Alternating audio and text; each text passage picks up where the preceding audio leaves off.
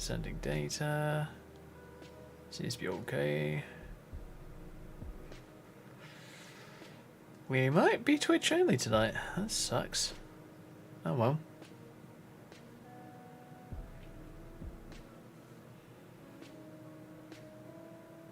Come on, YouTube side, wake up.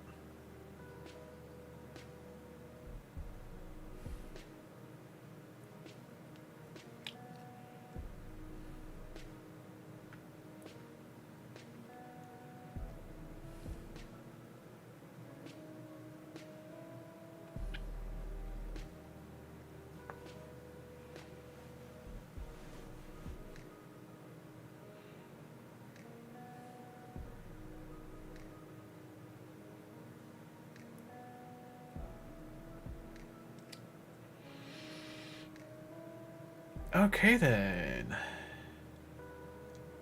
Whoa, okay, that's weird. Looks like YouTube does not want to play ball tonight. Oh, here we go.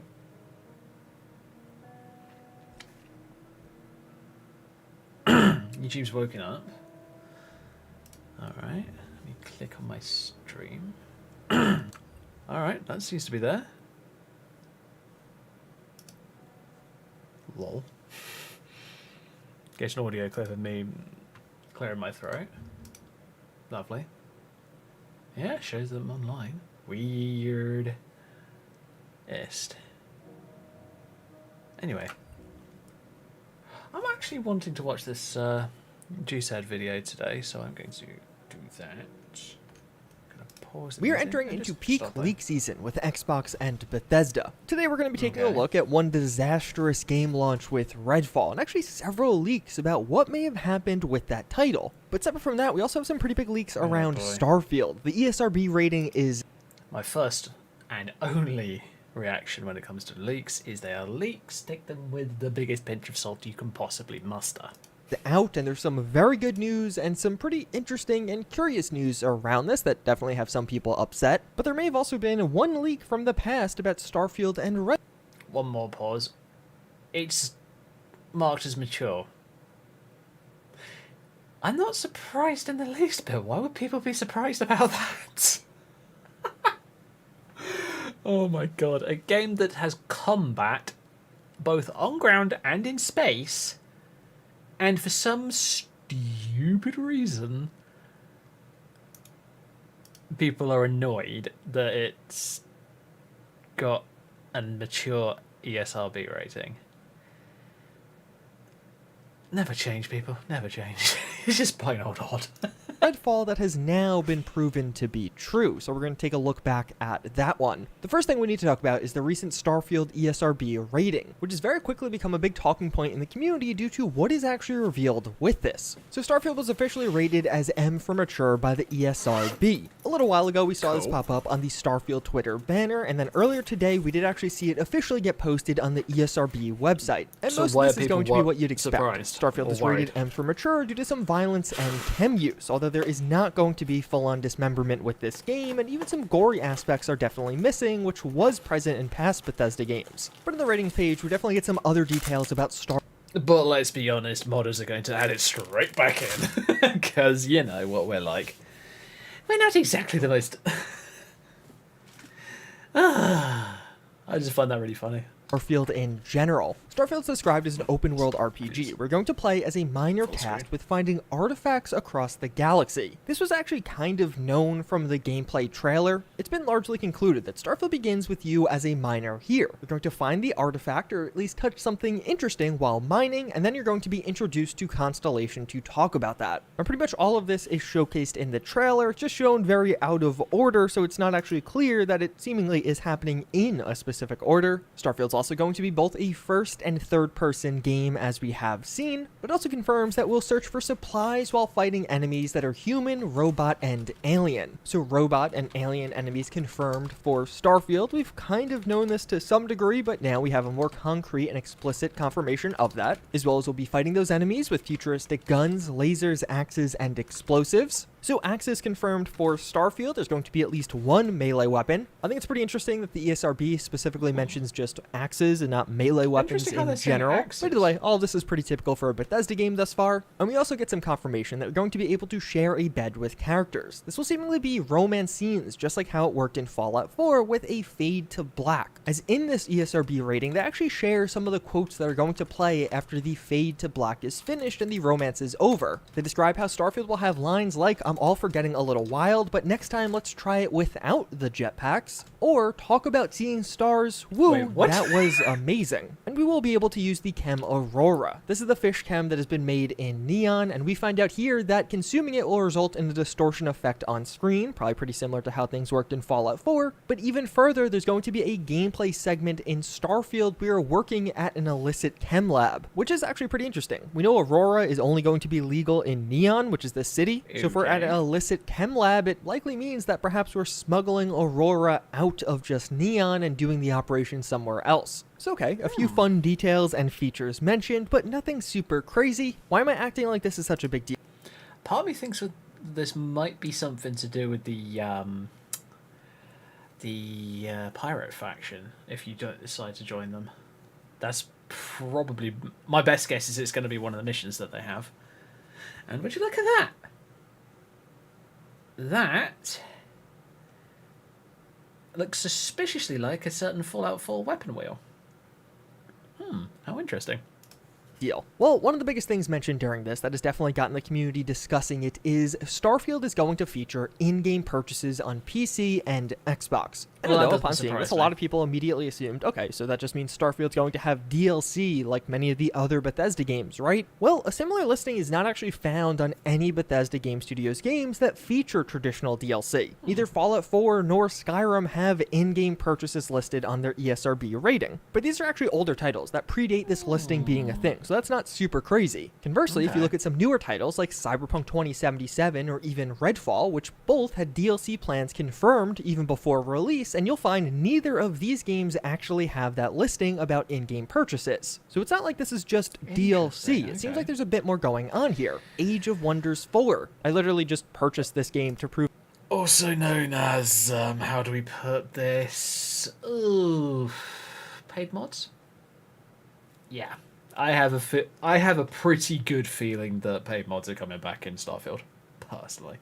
The point for this video, this game came out last week, has the season pass advertised on the home screen of the game, and still does not have that in-game purchases listing. And this is where things got a little bit more interesting for me, as the only two Bethesda Game Studios games I could find with this listing were Fallout 76 and Skyrim Anniversary Edition, which of course in the case of each of these titles, they very much so have microtransactions or really paid mods with Skyrim Anniversary Edition. Fallout 76 has the Atomic Shop, while Skyrim Anniversary Edition has the in-game Creation Club store. And while the ESRB does assert that this in-game purchases label can be placed on games that offer any other type of purchase, including additional levels, cosmetic items, DLC, expansions, etc., when you start actually looking around and see what type of games get this label, it really seems like it's going to be two different things. It's either going to be games that have full-on microtransactions like Fallout 76 or Skyrim Anniversary Edition, or games with a purchasable pre-order bonus. So some games like Hogwarts Legacy do get the in-game purchases listing because you're able to upgrade to the deluxe version of the game at any time. You could basically just buy all of the content that's associated with the pre-order or deluxe edition, so it's not a full slate of microtransactions, but more of just a one-off thing that was added around launch. But what I find to be one of the most telling parts about all of this with this label is with Skyrim Anniversary Edition, specifically the Switch version. Skyrim Anniversary Edition on PC has the Creation Club shop and does have the ESRB label. Skyrim Anniversary Edition on Switch does not have the label because it doesn't actually have the in-game Creation Club shop. The Creation Club shop has never been available on the Nintendo Switch. So it seems like it was really the storefront that led to Skyrim Anniversary Edition on PC getting this label. The reason this all matters is Starfield getting paid mods is not a new rumor. This has been something people have been talking about for a while now, and even me personally. And a lot of the theorizing about Starfield eventually getting paid mods comes from the Skyrim paid mod situation and really rumor. There have been rumors for a few months now about Skyrim getting a marketplace paid mods-like system. This mostly coming from Todd Howard having a bunch of quotes where he talks about wanting to get modders paid more.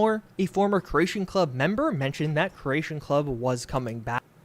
I must admit, I do agree with Todd Howard and the fact that, yeah, mod authors should be paid for their work.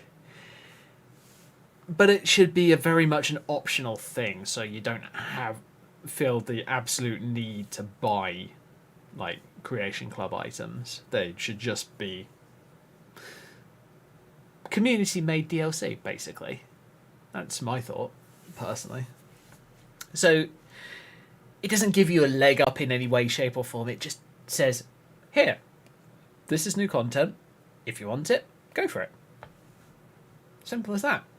And what is perhaps the most important as of late is Skyrim is getting daily updates on SteamDB, which does seem to indicate a new update is coming and likely in testing right now. Late last year, one of these updates for Skyrim actually was labeled as a marketplace, which seems to heavily imply that a mod marketplace is coming. My original speculation was that a paid mod system would come to Skyrim at this late stage in its life, mainly because they were prototyping it eventually to add to Starfield. Do it for Skyrim first and see how it all goes, then add it to Starfield later. So now, of course, on this front, I am definitely biased. When I saw this in-game transactions label for Starfield on the ESRB website, I immediately thought of paid mods because I've been thinking about this for a while now. Well, in reality, I would say this label is just another potential clue. There's definitely a couple of ways to interpret this. I think perhaps a deluxe edition upgrade is also a very realistic avenue by which this could go. But either way, I think this is something and it's definitely interesting. What it means is, at the very least, on the release day of Starfield, it seems like there's going to be some kind of in-game purchase you can make. Now, whether this is just upgrading to the deluxe edition and getting some in-game bonuses as a result, or a full-scale paid mod system isn't entirely clear, but in all likelihood we'll be finding out more in the coming months, especially as pre-orders and collector's editions finally go live. But that isn't all. Redfall launched last week, and as you've probably seen, things aren't going too well for that game. At this point, as many outlets have had time to finally publish their full reviews, we can see just 14% of critics recommend you play this game, and maybe you're sitting there thinking, okay, but I don't really care about the critics' opinions. What do the players think, the people who are actually playing this game? Well, it's arguably almost worse on that front. While the critics' review scores marked Redfall as one of the worst rated Xbox first-party games of all time, and definitely the worst rated one in quite a few years, the community reviews for Redfall on Steam, which currently sit at just 30% positive, mark Redfall as one of the lowest rated Steam games of all time, finding itself at 14th on the all-time low list. So in other words, there are only 13 games on Steam that have worse reviews than Redfall. This is about as bad as it could possibly get when it comes to a review situation, but what is definitely worse on Steam than even that is the player count. Redfall has already dropped under 1,000 players on Steam, and in fact, it's been hitting under 500 players at points. But there definitely is a counterpoint to that. And the one silver lining about this whole Redfall situation is it actually seems to be doing pretty well on Game Pass. As of right now, Redfall is actually the 15th most played game on Xbox overall, this just being for console players out there. That's honestly not that bad. There's quite a few people playing it, and if you actually look at the stats even a bit deeper, you can see it's the second most popular game on Game Pass right now, only behind Minecraft. And although that's a bit of a silver lining, at least for right now, I feel like this is going to be short-lived. You have to imagine this player count is going to plummet relatively rapidly. And when you consider the fact that Redfall was a AAA first-party title that took 4.5 years with a premium developer like Arcane making it, this is still really bad. You expect titles like this to be better reviewed and definitely have far more staying power and popularity. The reviews and more importantly the reactions from players make Redfall not just a poor launch, but also a stain for Xbox overall that is almost certainly going to have an impact on player trust in Game Pass subscriptions. So things are not going super great for Redfall, but why is this happening? In the weeks since release, we have been hearing quite a bit on the front of leaks and rumors from insiders about what went wrong with Redfall. Jeff Grubb has described how the ongoing theory is that the game started before Microsoft took over. The current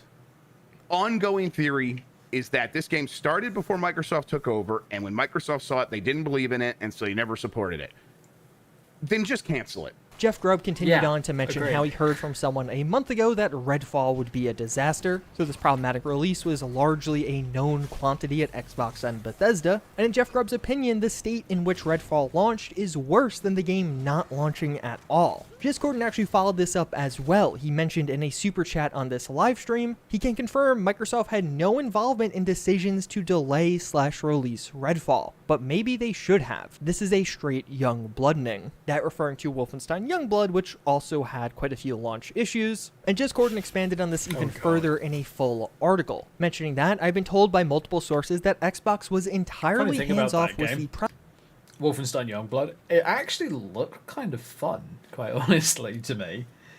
It's just, if I remember correctly, there was a fair few paid microtransactions in the game, and I must admit, I looked at that kind of thing and I thought, nope, not happening.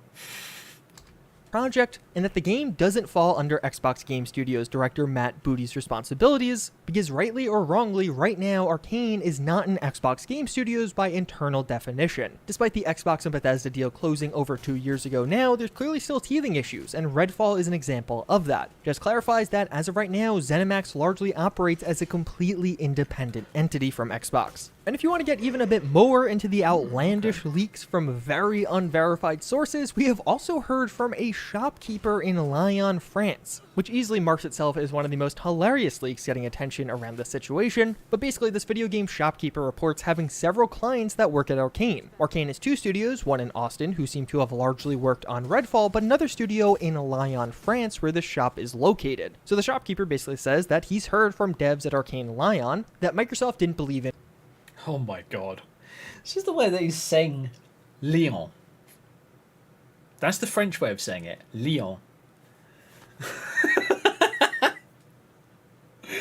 Oh god, GC, you need to work on these things rather than just saying them in the American way. In Redfall and just want to finish development quickly, but that Arcane Lyon is working on a much more ambitious game that's in the works right now. So on one hand, if you're hoping for more Arcane magic, hey, perhaps something else is coming. But on the front of Redfall, I think these leaks are interesting as they almost act as converging evidence. We hear from Jez, who has a proven track record with Xbox information, that Microsoft really had very little to do with Redfall overall, and this was largely a Bethesda production. But then perhaps as Redfall development approached the finish line, Microsoft didn't love what they saw, and as per that random shopkeeper and Jeff Grubb, rather than trying to figure out or reboot Redfall, they simply got the game out. Although it was delayed, so somebody must have cared at least a little bit at some point. The really unique part about the Redfall situation, though, is we can almost immediately learn more from the head of Xbox himself with Phil Spencer. Phil Spencer recently went on the Kinda Funny Xcast. This was almost immediately after the launch of Redfall, which, right off the bat, regardless of what he's actually going to say here, I think it's pretty respectable to put yourself out there in the public eye almost immediately, and especially while your game is getting obliterated by the media. And what Phil Spencer had to say here was pretty interesting. There's definitely some general PR talk, like Phil Spencer mentioning how he is upset with himself and disappointed with the Redfall situation, and mentioning how nothing is more difficult for him than upsetting the Xbox community, but then it definitely gets a bit more real. One of my favorite moments was when one of the interviewers asked Phil Spencer a question on knowing when to delay a game or not. And there are quality issues and we're working on those. But I think there's a fundamental piece of feedback that we get that the game isn't realizing the creative vision that it had for its players. That doesn't feel like a, hey, just delay it. That feels like the game had a goal to do one thing, and when players are actually playing, they're not feeling that thing. They're not feeling the creative execution of the team. A delay wouldn't help turn Redfall into a game it wasn't, and I really appreciated this answer. The question was set up as an easy way of Phil just agreeing that Redfall should have been delayed more, but I think Phil Spencer's answer that a delay wouldn't necessarily fix the issues players are reporting is both accurate and surprising to come from him, because I actually think that's true. I've seen a lot of discussion in the community over how Redfall needed more delays, and although yeah, the bugginess would be lower, I don't think a few extra months or even an extra 6 months could have fixed all of Redfall's problems, or really the fundamental design problems a lot of people seem to have with the game. But Phil Spencer goes on to talk about how, despite the issues with Redfall, he still does believe that teams at Xbox should be able to venture outside their comfort zone and should not be shoehorned into one genre of game. He wants to give teams the creative platform to push ability and their creative ambitions. But it also seems like Xbox definitely views Redfall as a problem. They say doing mock reviews for their games before release, and Redfall's real review scores are going to be double digits below what they anticipated,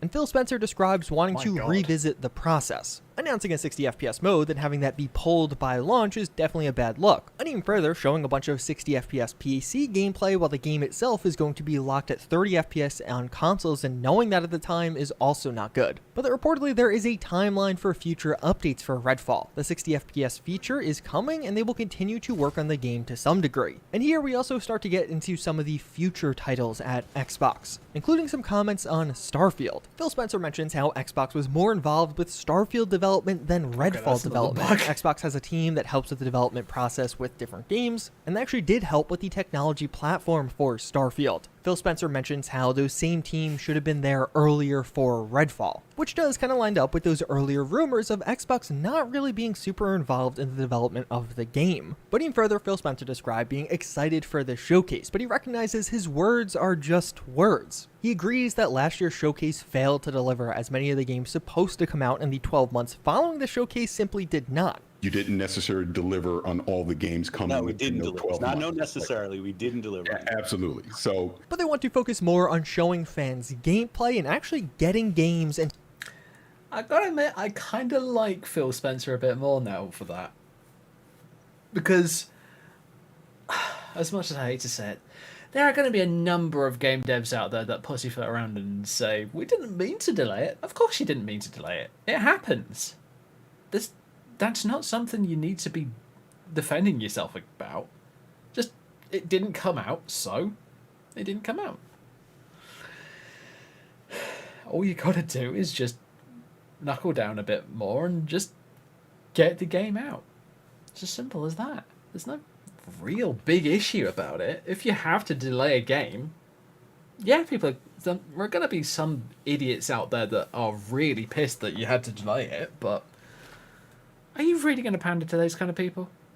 I sure as hell won't. I mean, I'm in the middle of applying to get into uni for game design. I hope I don't have to deal with this kind of crap when I'm in there. I want to be one of those people who's like head deep in their work and doesn't want to talk to anybody outside until it's done. Because that's just the way that I work. Anyway. Into the hands of gamers and having them deliver for them. He also mentions that there'll be a clear answer on whether or not Starfield supports 60 FPS on consoles at this year's showcase. Should Xbox players expect a clear message this summer with Starfield with 30 and 60 frames? That's a big lesson learned, as you brought up. Should we expect that answer? It's clear as day? Yeah. So at the very least, in about a month's time, we should hopefully have the 60 to 30 FPS debate on Starfield being put to bed by Bethesda and Xbox officially. As well as going forward, there are games coming every quarter that will surprise and delight customers, as well as Phil Spencer describes having seen some good builds of Avowed. But he also has an interesting take on the overarching console market. But it's just the truth of the matter is that when you're I do hope that third Avowed place is going to be like in moddable. The console marketplace, and the top two players are as strong as they are and have, in certain cases, very, very discrete focus on doing deals and other things that will that kind of make being Xbox hard. But we are not in a position, and I see it out there. I see commentary that if you just build great games, everything would turn around. It's just not true. That if we go off and build great games, all of a sudden you're going to see console share shift in some dramatic way. We lost the worst generation to lose in the Xbox One generation, where everybody built their digital library of games. I see a lot of pundits out there that kind of want to go back to the time where we all had cartridges and discs, and every new generation was a clean slate, and you could switch the whole console share. That's just not the world that we are in today. There is no world where Starfield's an 11 out of 10 and people start selling their PS5s. That's not going to happen. I found this quote to be pretty interesting. I feel like intuitively many would think that having a blockbuster game like Starfield really deliver would in fact be a system mover, and definitely get people onto the platform. But it seems like Phil pushes back against this somewhat, and I am inclined to agree with him considering he actually has all of the numbers. He can look at the data that we can't. It almost feels like Xbox's strategy isn't to win the console market war, but instead they're playing a completely different game. They're trying to democratize access to games and trying to put it in the hands of literally literally everyone for a monthly fee. It seems like in many ways Xbox's ideal future involves you not even playing games on a console at all. Overall, I like this interview a lot, even if just because it feels like Phil Spencer, and at least what he said, his interpretation of the current situation, very much so aligns with reality. It seems like he is actually understanding and reading about the complaints from consumers, which even though that's fairly basic, you'd be surprised how rare that actually is these days. And even when it came to hyping up the summer showcase, Phil Spencer had this take where he, on one hand, is genuinely excited for the showcase, or at least it seemed that way, but he also admitted that putting on good showcases really isn't Xbox's problem right now. They've been able to do that. Their problem really lies with delivering good games and getting those in the hands of gamers. And I definitely could see it. Okay. I'm going to quickly go back to this because I am Really a massive lies with nerd when it comes to delivering things like this. Ooh. Good games and getting those in the hands of These gamers. characters actually... Oh, damn it. Urgh. There we go. I hate it when they skip past something like this. I gotta admit, that's really good. I'm just leaning in and looking at the character face.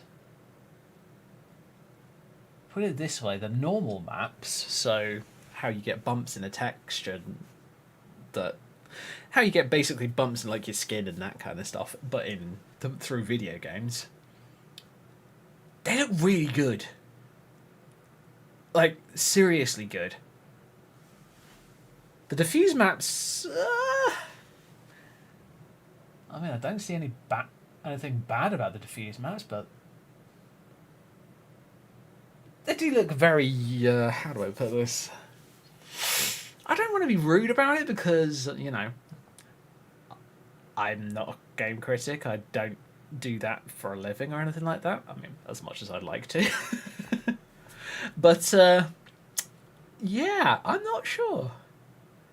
It definitely looks good, but I wouldn't say that it looks the best. I mean, although I must admit, now that I've said that, I'm looking at this and thinking, holy crap, what is one of these characters going to look like in, say, I don't know, 6 months after the game comes out? So, March next year. What is the game going to look like? I have a pretty high betting that the female characters are going to look amazing. And let's be honest, the male characters are just going to be left behind like normal. Because everybody who plays a... Alright, fine, maybe not everybody, but a very large chunk of people who play a Bethesda game tend to play a female character. Myself included. I am part of the problem. Oh, but I'll tell you the only thing that does irritate me about this is, well, 1, 2, 3, and 4.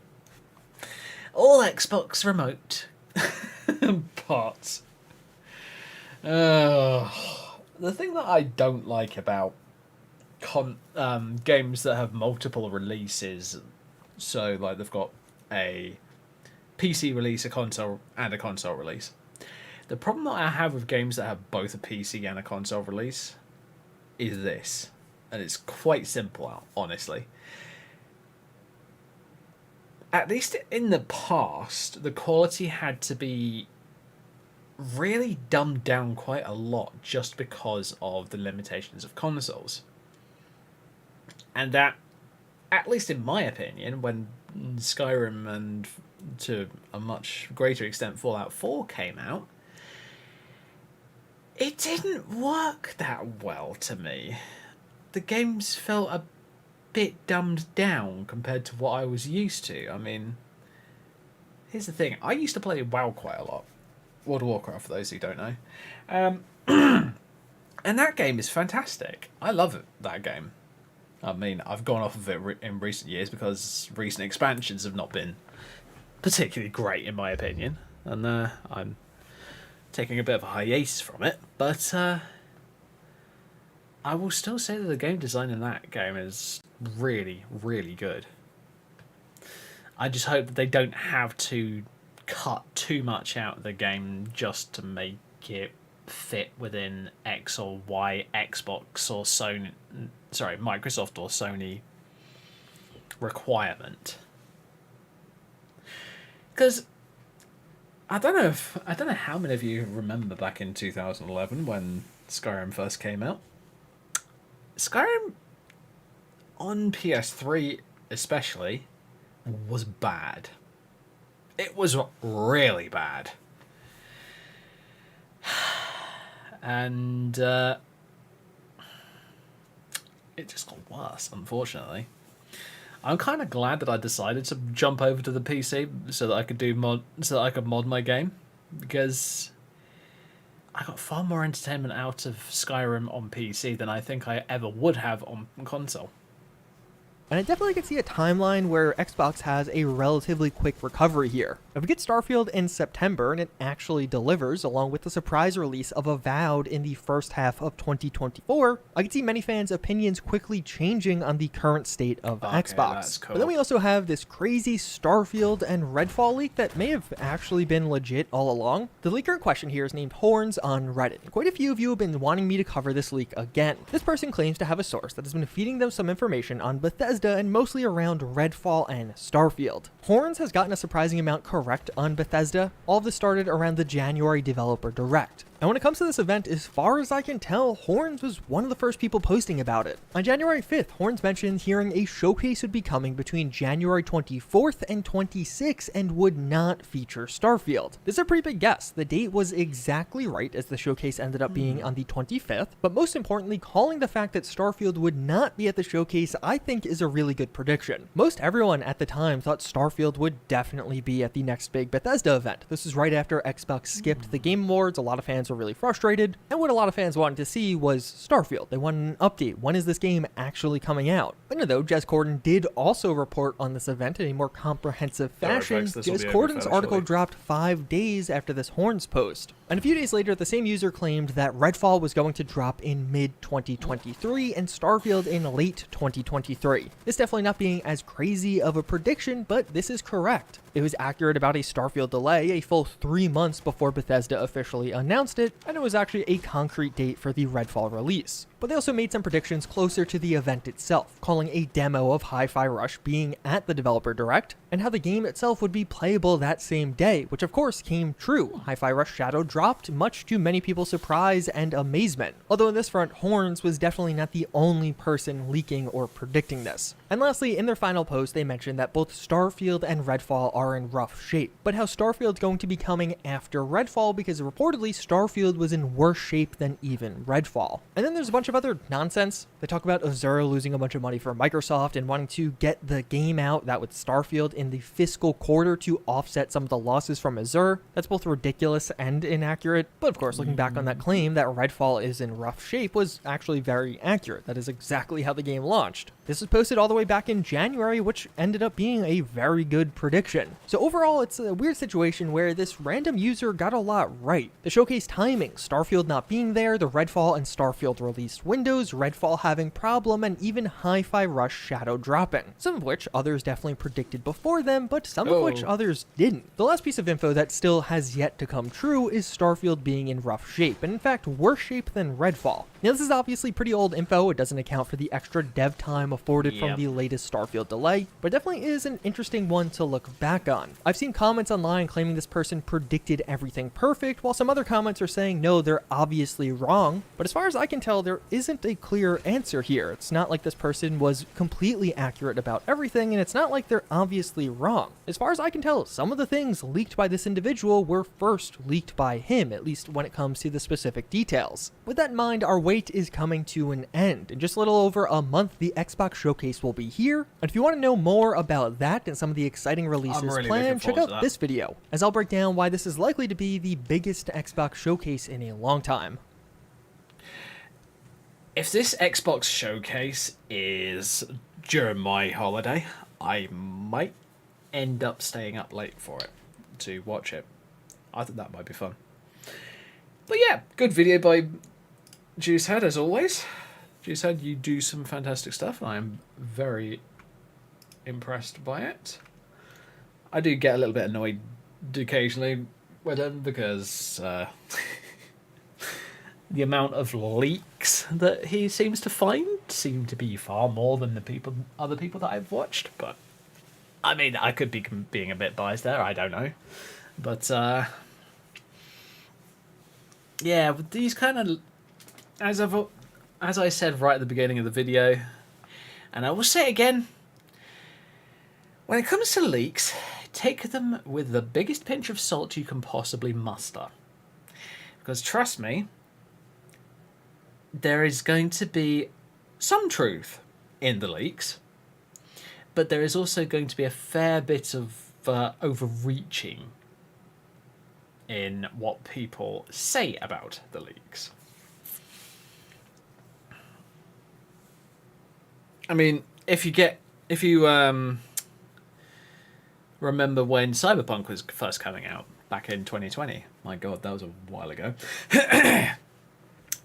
Yeah, with that game, there were a boatload of leaks. There was this one leak that sounded almost too good to be true, where like they'd said that CD Projekt Red had completely wanted to do a complete redo of the game and do like a 2.0 version where they'd fixed all the bugs and gotten everything that they wanted in. That's a bloody pipe dream. I'm sorry, but it really is. Anybody who thinks that that could happen, nah. Sorry, I'm not going to believe that. But yeah, I will say this much though for Starfield. I am very excited for it. Don't get me wrong, I really want to play it. But I am not going to get my hopes up just because someone has a bit of information that has materialized out of thin air. Unless you can 100% prove what you are saying to me, I will consider it to be a leak and possibly not true. Simple as that. And I highly suggest that everybody else does that as well, because otherwise you're just going to have problem after problem after problem, and you're just going to be more and more and more mad, and that's not what this world needs. I personally don't want to see people become these raging hulks that are just constantly on the internet, constantly listening to bad news and constantly getting pissed off about things. That's not the way to live. Just do something that you find fun.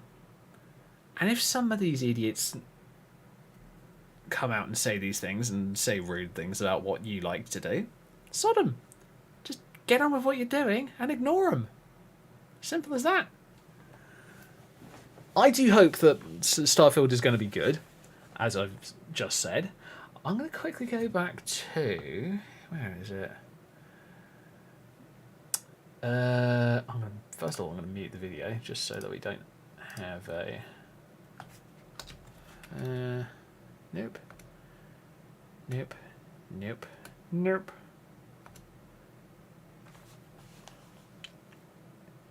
Just trying to find this point when he had some of the character creation stuff for Starfield pop up.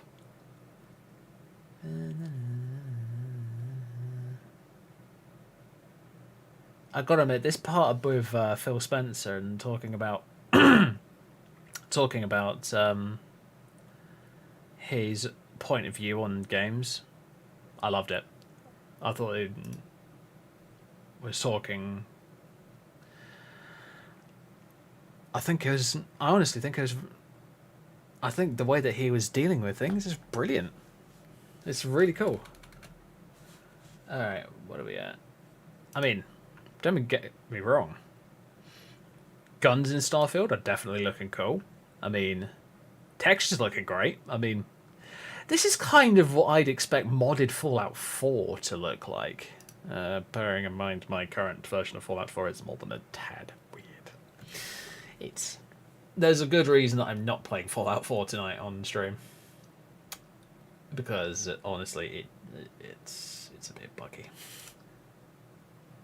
Oh, it's Harry Potter. Great game.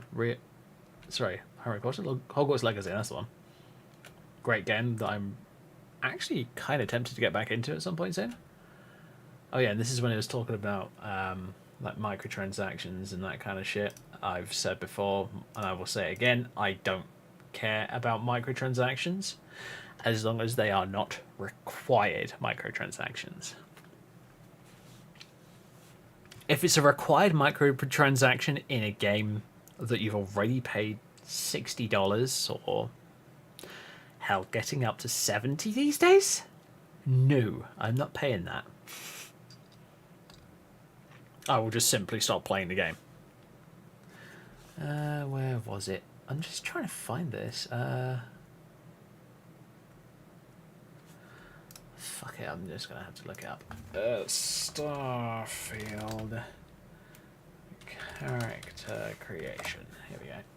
If we go to images, I want to find as good an image as I can.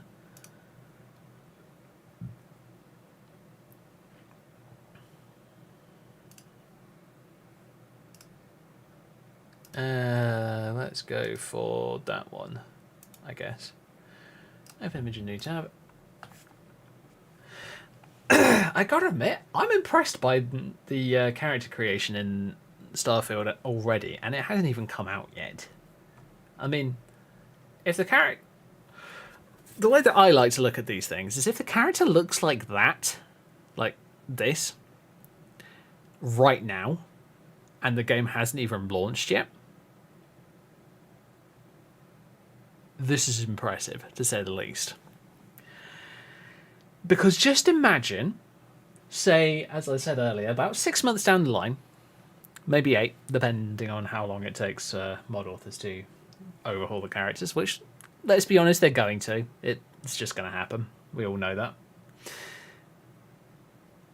They're going to look even better than that. That's a good starting point, and I really am happy with that. Unfortunately, there was... what was it? What was it? That one? Yeah, it was that one. Sorry, my bad. Here we go. I was looking a bit more closely at the skin textures for this character. Ooh, here we go. The fact that you can see all the bumps on her forehead and on her cheeks, and it's not just a flat texture, that's really good. That means that they have innovated on what they originally had in Fallout 4. And I've got to admit, these hair textures, definitely not bad. I mean, I have seen better. I mean, unfortunately, it's not hard. But I have seen better, but this is very, very good for like a basic starter vanilla game hairstyle. Because just imagine what people are going to do when the creation kit and hell, even before the creation kit, probably when Starfield Edit, the Starfield version of Xedit. Just imagine when that comes out. We're going to have some pretty sick mods. I think that's going to be really cool. Anyway, I am going to stop. How do we put this? Fanboying over the Starfield characters. And, of course, if you guys and girls want to watch this video, let me quickly link it in chat.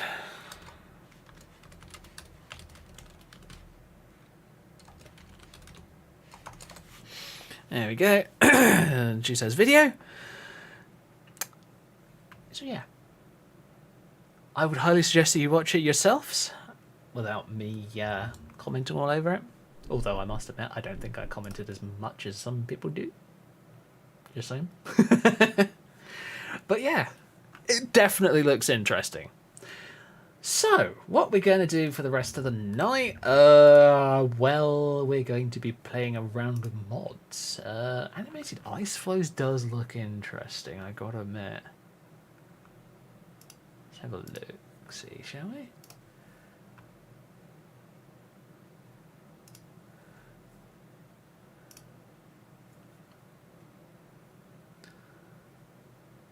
Ooh, that does look pretty, I must admit.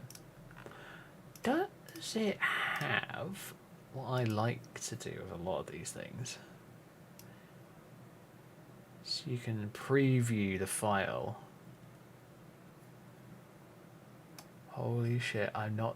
Oh, yep, there is, never mind. There is an ESP in it. Whether or not it's an FE or not is something that I have no idea. Download that. Oh yeah, there's a Legacy of the Dragonborn patch. Need that as well. As I have Legacy of the Dragonborn installed. Siren Root, Deluge of Descent. This is going to be one that I want to play eventually. I haven't gotten around to it just yet. And what I'm actually planning on doing tonight... let's get some music on just so that it's not blank in the background. What I'm planning on doing tonight is I am wanting to play a bit of Cassie. I might be going over to Solstheim and just getting on with some of that. I actually kind of want to do that. I've got a few things that I want to pick up there. Oh, Friendo is uploading screenshots. Cool. Sonderbane's done some amazing screenshots, as per normal. Sonderbane's characters are always really cool looking. I kind of have to admit that Sonderbane's characters really look a bit... They look a bit anime, but like realistic anime, and it's kind...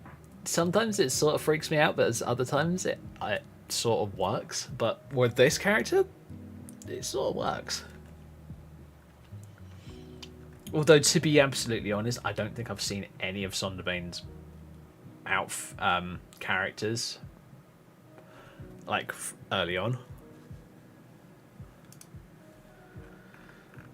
Because here's the thing when it comes to people's characters, they really go from... How would I describe this? Oh, wait a minute. Wait. No. I need to download it just so that I've got a copy of it. And I can install it whenever I'm ready. Yeah, I've noticed one thing with a lot of characters, no matter who the original creator is,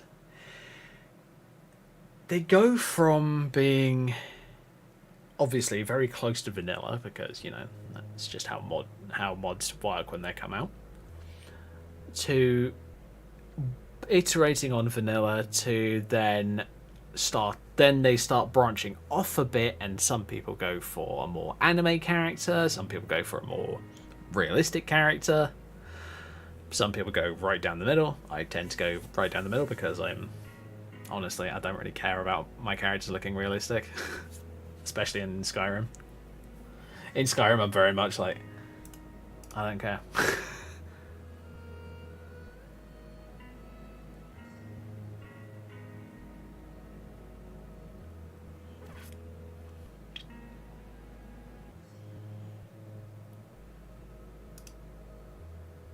Oh, wait a minute. Okay. Find my Project Expo decided to update. Fantastic. Oh, it's... okay. So there's requirements then. Boss. Base object swapper. Do I have you installed? Well, I have you endorsed, so I guess you must be installed. Nice.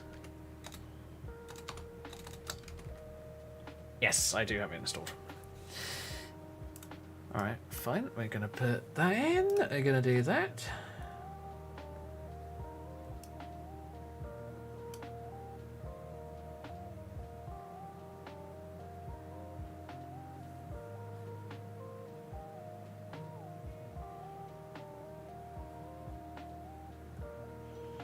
Oh, I don't have any of those.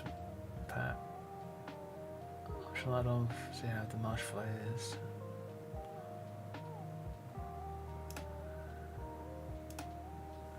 Okay, get that installed. Get the LOTD patch in. And I think we're good. Right. got a couple new character outfit mods that I want to have a quick look at before we go to Soulstone. But once we've done that, it's going to be all Cassie, all Soulstone, and having a good bit of fun beating up, well, dragon priests, bandits, that sort of stuff. Well, Reavers is what they're called in Morrowind, but same difference. Oh yeah, this is Steam's mini mode that you're seeing over here. It's actually kind of nice. It kind of looks good. But I will probably end up moving it onto the stream monitor in the future so that it's not on my main monitor. But I'm going to leave it there for the time being until I can be bothered to move it. Right, so yeah, as I've said, excited for Starfield. I do hope that it's going to be good. I will not listen to these idiots, well, to these people who claim that it's going to be bad, because they're just the same old doomsayers that we've had for thousands of years, and most of us have not taken any notice of them. So, you know.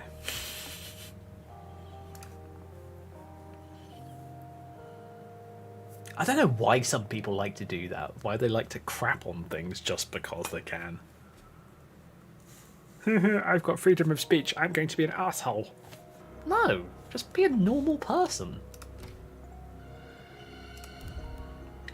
Load up little Miss Cassie. There she is. I'm not sure if I'm going to keep this current version of Cassie or whether I'm going to go back to the old one. I kind of like both. I basically tried to make a new version of Cassie. Made her redhead this time because I thought it might look better, might look more interesting.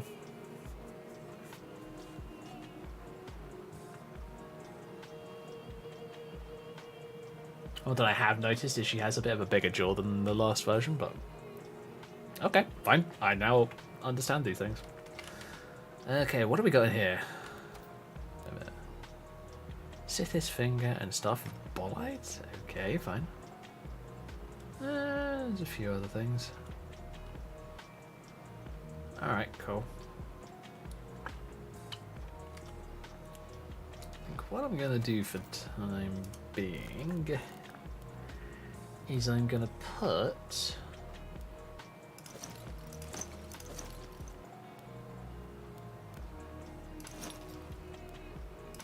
Oh, no. I like to keep that on my character.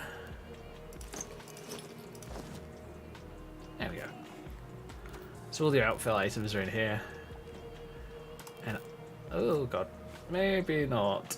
Do I have any body slot items? Holy shit. Sorry. To YouTube and that kind of stuff. There we go. Right, so I'm going to actually have a look at these new outfits. Oh shit, I haven't body slid them. Balls. Oh well. I'll just have to do that later.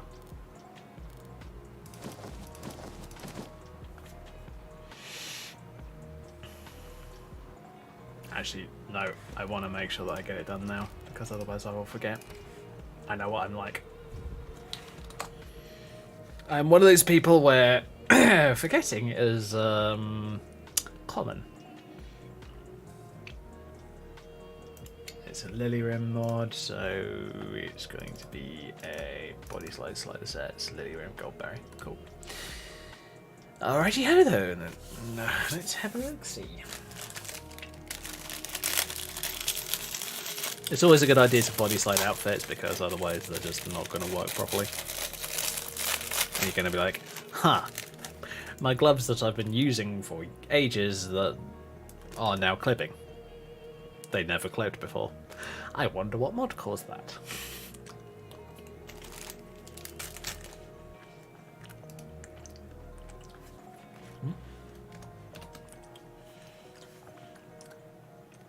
Here we are. Oh, nice long sleeve gloves. I like. I'm happy.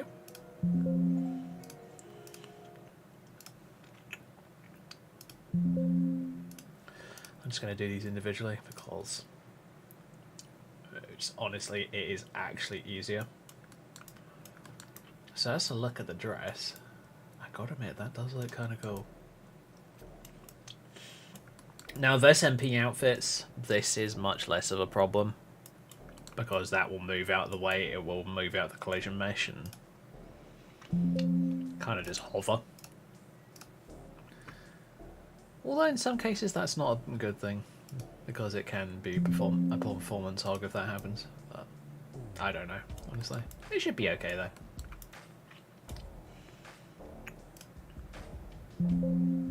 Oh, that's fine. Alright, cool. So heals, what do we got? Alright, some fairly simple ones. Fair enough.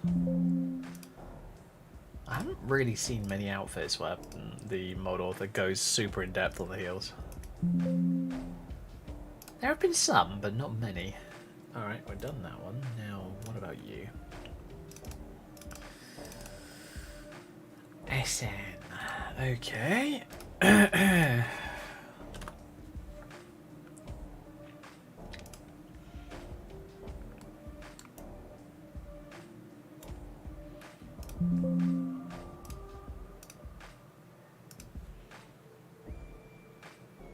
Oh, give it a moment. Oh yeah, this dress is freaking huge. I don't know why, but some mod authors really like to go for the most outlandish character outfits possible. I mean, I don't have a problem with it, but it's I just find it kind of funny, quite honestly. Yes, I will go for the most ridiculous outfit possible. Why? I felt like it. Never change. Never change mod authors. Oh, that's... Oh, actually, that's a bit more detailed. Nice. Cool. Now we've done that, we can head in game. And hopefully look at these items properly. I'm just hoping I'm not going to get a shitload of FPS lag because SMP each frame.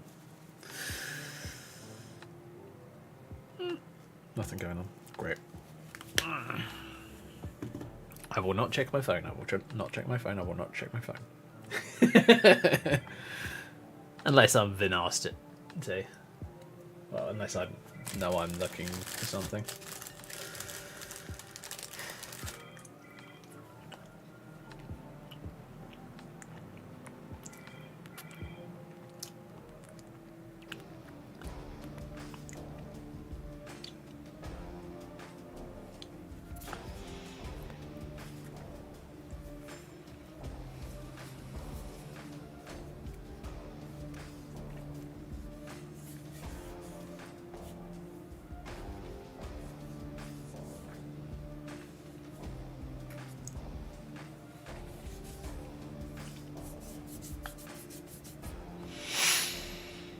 I know I only recently watched it, but I'm watching the Amazon Prime series of Legend of Vox Machina. Oh my god, is it hilarious. It genuinely is one of my favourite web series I've ever watched. I mean, I'll always have a special place in my heart for Ruby, which I actually need to catch up with. There's a lot more of it than I expected.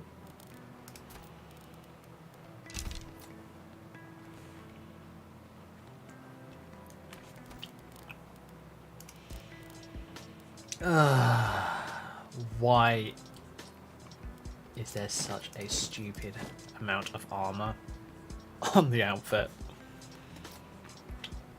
I swear Lilyrem just likes to dump her numbers get bigger on their outfits.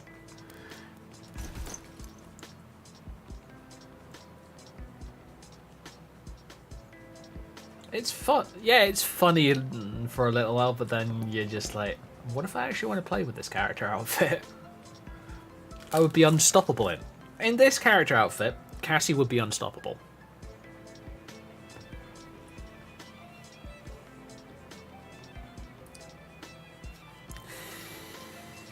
So yeah, I gotta admit that kind of thing doesn't gel well with me. I don't like it. But yeah, so that's the standard appearance. And here's appearance 2, which is a much more gold appearance, and I'm gotta admit, I think I like it more, personally.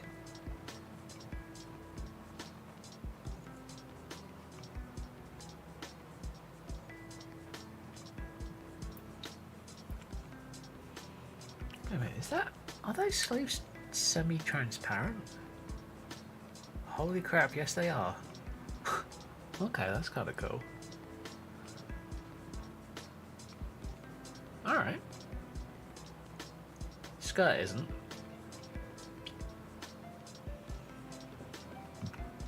But yeah, that's really nice. I like it. Oh, wow, wrong button. I'm used to pressing F11 for this for like add item menu for Fallout 4.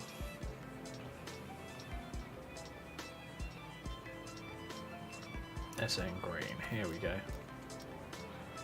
So I am going to grab the entire outfit.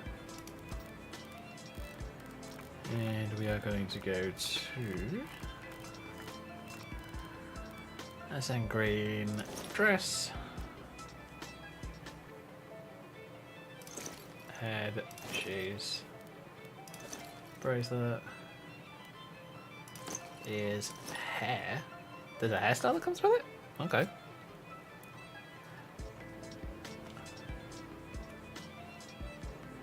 Oh, the outfit's static. Interesting. I did not expect that, I must admit.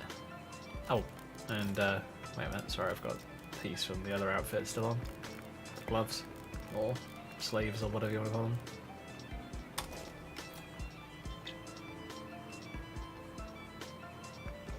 I'll admit I would have liked it if it was SMP. But hey, it still looks great. It still looks amazing. Because that sway that you're seeing isn't SMP, it's just my character moving underneath the outfit. But yeah, it's kind of cool looking. I kind of like it.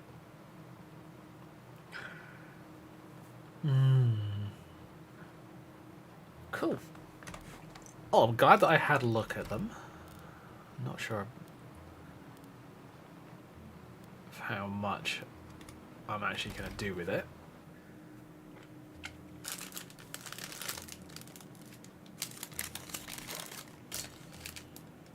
I mean, Lilyrim's outfits are always amazingly well done and extremely heavy in SMP. Trust me, if you're not running a faster SMP, a Lilyrim outfit will make you think I needed a faster SMP immediately.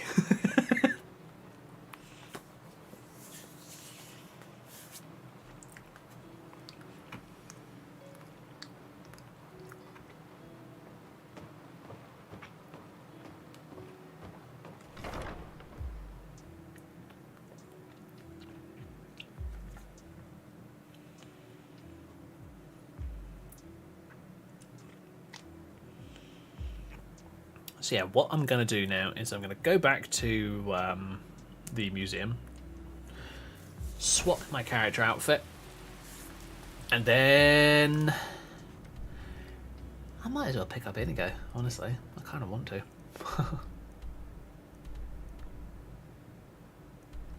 Even though this character's never had Inigo before.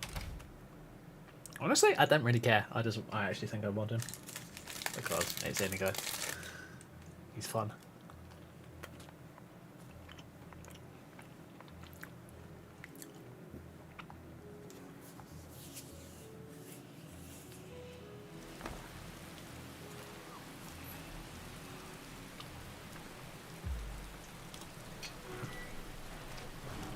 And yes, I might just have to give him a crossbow, just so he says the lines for it. It's fucking hilarious.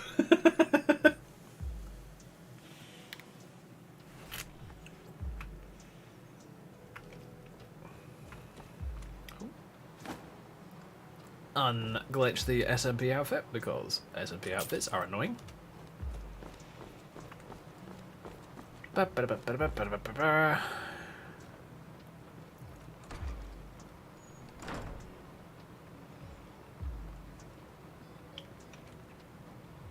And if you're wondering, am I going to keep her Fox Girl Cassie for Dragonborn? Yes, of course. Why? Why not? It's fun. Oh, that's always the thing with my characters. Sometimes I like to take them seriously, other times I just like to have a bit of fun with them. And to be honest, I'm at that point where I'm just wanting to have a bit of fun.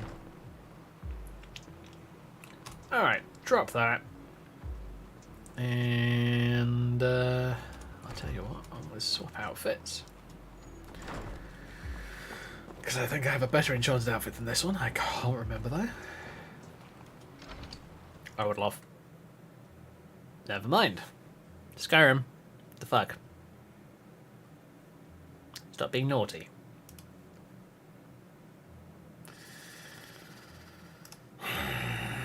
Fine, I will. Okay, maybe we do need to unlock those. Bung them in there and do assault. It's always a good idea to do assault when it comes to those kind of crashes. It may not get you particularly far, but I find it helpful. But you can also go into overwrite. If I would highly suggest everyone having the NetScript framework. Ooh, 10.05, 21.35. Yep. It's about perfect. Relevant objects. Not. Fine. Pardon me. Oh, yeah, didn't care. It was just my Skyrim just deciding I don't give a shit. Falling flat on his face.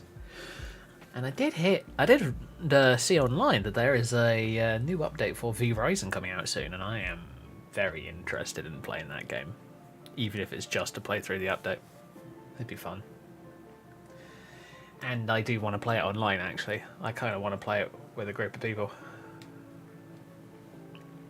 I will probably just load up onto a normal server and just do it from there.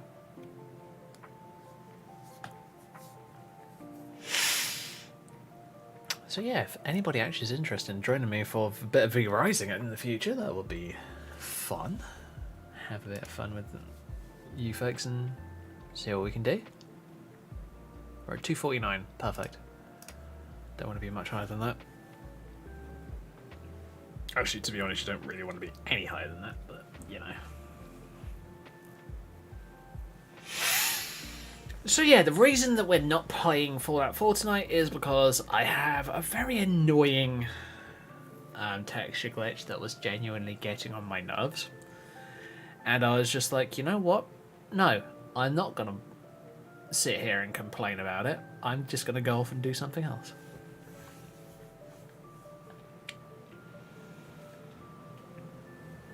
Even though, don't get me wrong, I love Fallout 4. I always have done. It's at the point when I can't be bothered to deal with it. And as I said to myself earlier today, if I ever have to clear some space for Starfield and its mods, Fallout's going to be the first one to get moved onto an external drive. Simply because I gotta admit, I find Skyrim more fun than Fallout. I always have done.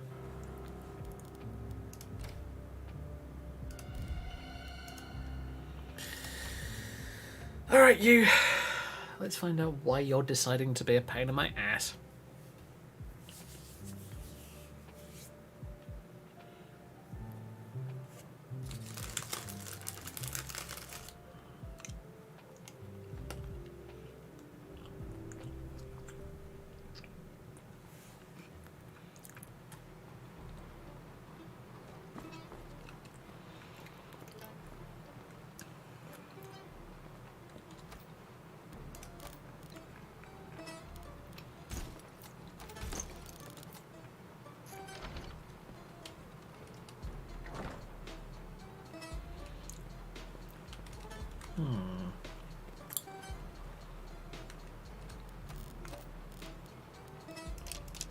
Ugh, get these crappy arrows out of my bag.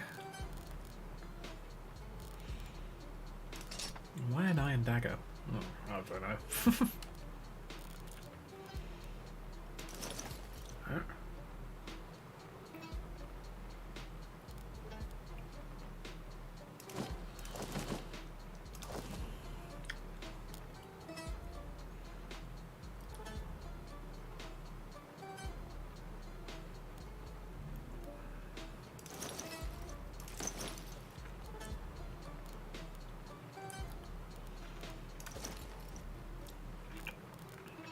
Okay, I think that's everything. Particle field stuff always stays in my bags just because.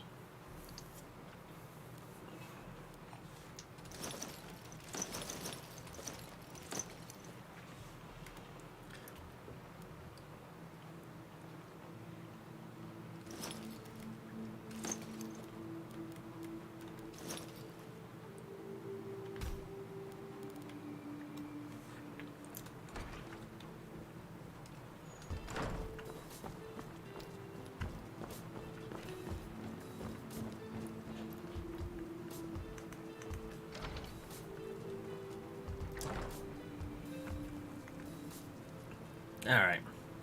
This room has always been badly lit and it annoys me.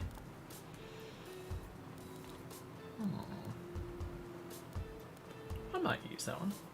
I might not, I don't know.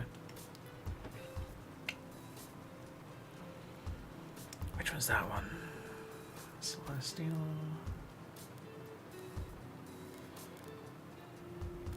Oh, that's that one. Fine. Armor set 3 is the white version with the Witcher stuff on the back.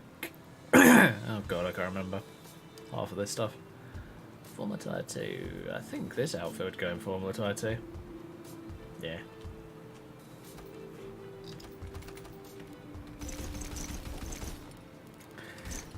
And the reason I go into first person, simple.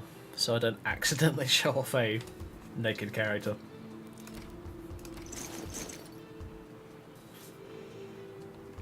But yeah, what have we got? We've got the Sexy Miss Santa one. That was one that I was mucking around with for Christmas, but I ended up doing Fallout 4 instead. That's the freestyle outfit. Guild attire. I don't really want to be associated with the Thieves Guild this time.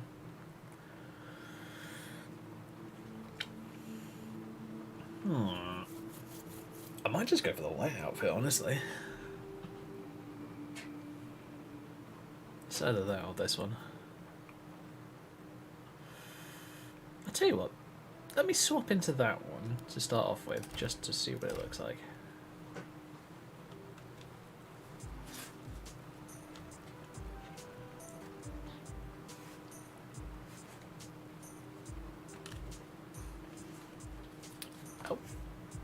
Wrong hairstyle.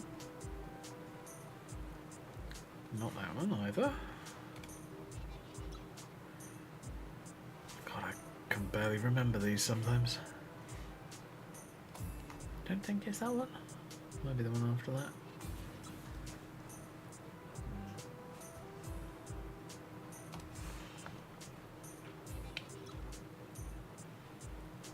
I genuinely cannot remember. No, I think I've lost the one that I was using for this. Oh well. It's either that or it's been overwritten. I'll tell you what, I'll go for the next one after that. There we go. Because there's little to no clipping. Which is always one of my requirements for character outfits. If there's any clipping, it doesn't get used. And the clipping gets fixed. Gotta admit, I kind of like this outfit, but I want to go for something a bit more adventurer, honestly. So I'm going to go and store this one in AS. What was it? 1? Yes. Store in Adventure Set 1, and I'm going to switch to Adventure Set 3.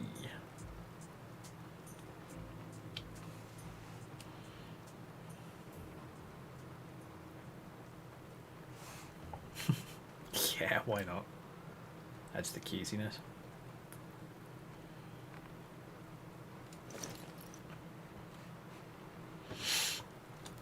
Those Inari tails are so cute though. I love mucking around with those. I mean, there's two of them that I've got at the moment. I've got this one, which is the fairly normal one that I would use for screenshots. And then there's an even bigger one. Which I don't think I'd ever use personally. But it's still funny to see. So yeah, what we do now is we just reload all the other items. And she's ready.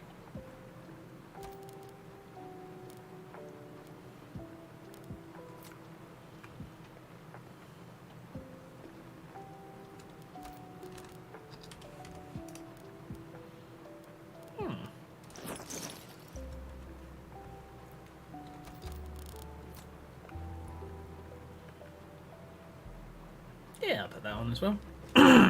Let's go.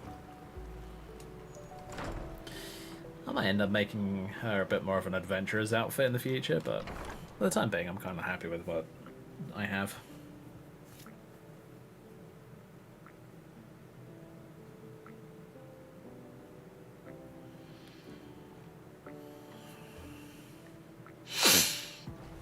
Yeah, Cassie's that kind of character where I can do just about any of the DLC size mods that I have installed without going, this character doesn't really suit it.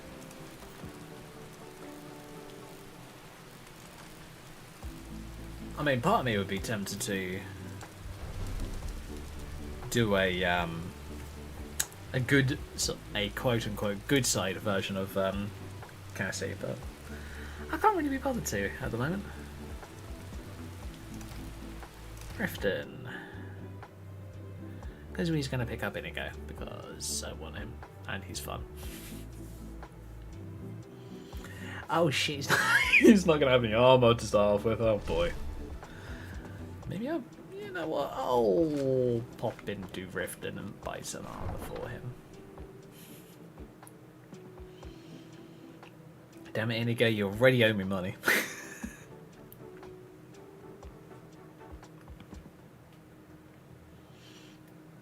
What I should have done is I should have picked up some armor from my stores of it. Back at base.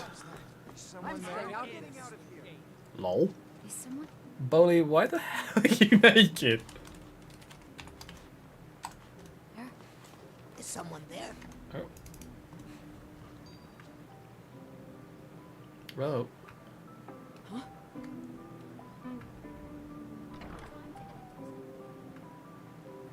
Oh, I pressed the button to switch hairstyles.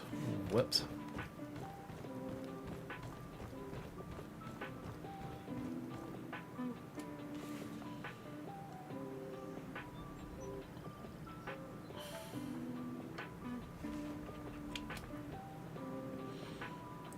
I need to set these buttons to things that are really easy to forget where they are, so that there's somewhere that's completely out of the way. Now. Yeah, that's the one I want.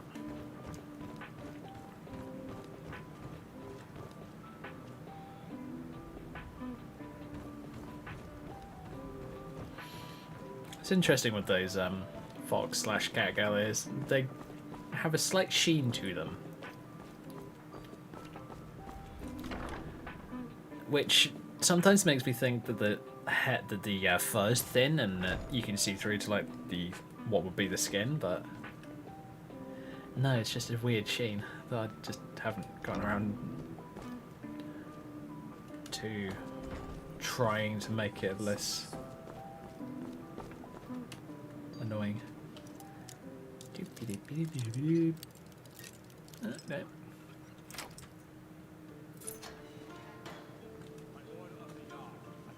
Oh, for fuck's sake.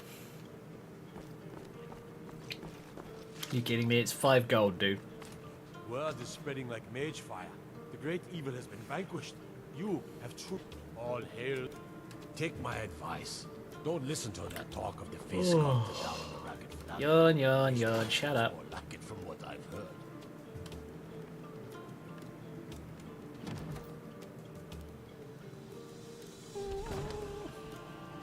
come to kill me at last, have you? Thank the gods. I can bear the guilt no longer. I know I must die. Beware. I am in no mood for jokes. You don't remember? I might just give him the rogue thief outfit. I am your so-called Yeah, friend we can do that. Inigo. Make it I easier. was the one who killed you. I tried anyway. I am guilty. Kill me. You didn't do a very good job, did you? Why are you in After I here? shot you, I finally realized my mistake and tried to turn myself in. Your body was gone. The guards did not believe me. They said I was wasting their time. I had to pay them to put me in this cell. It is where I belong. I needed to repent. I need to repent. Yeah, I don't remember much, but it's clear you owe me. Come with me. I fight with you? Yes, Inigo. Repay your debt with the blood of my foes. Or die defending you? Yes, I accept. I feel lighter in my heart now you have given me this opportunity. It will be like old times. Okay, wait. That's so weird. Do not joke about such things, my friend. The sadness I feel for what I have done is brutal enough. I need to have a For look into that now. mod and find that. See if I can find that animation and just disable it. Dude. Fine, I will spawn you some armor.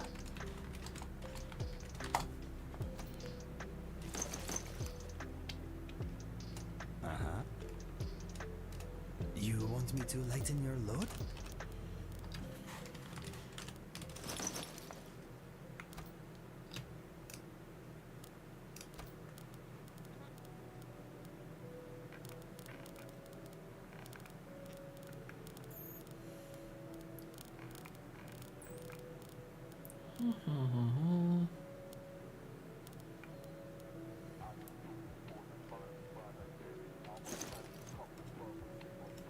All set?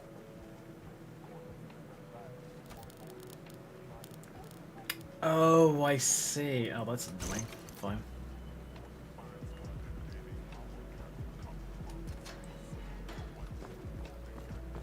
In the ancient tongue, you are Dovahkiin, Dragonborn.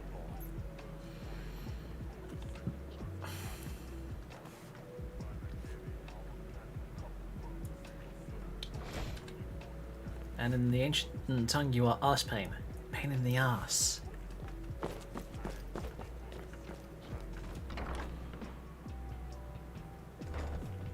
I am in your way. I am sorry.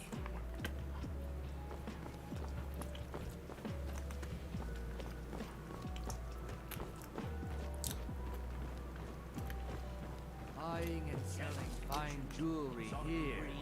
I have them all. Guaranteed clean and free from lockjaw.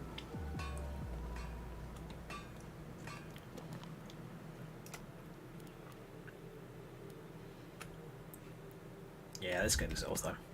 Why not?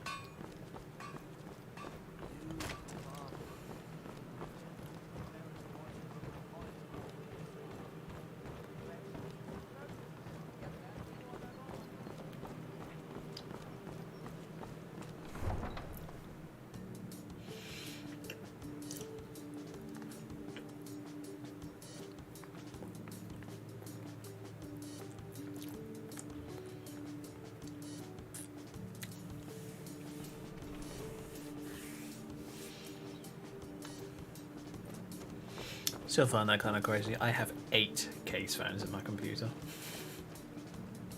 And I built Need a this thing ride? ages ago. Where do you want to go? And then there's a further 4 on the graphics card. Climb and back and we'll be off. You ever met one of them cats? Khajiit, I think they call themselves. Dude, I hear there's whole right down countries there. full of them down south.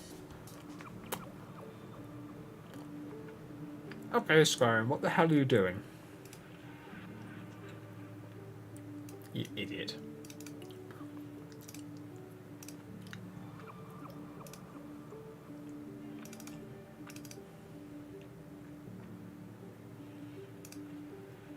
Holy shit, it logged it. Well, that's surprising.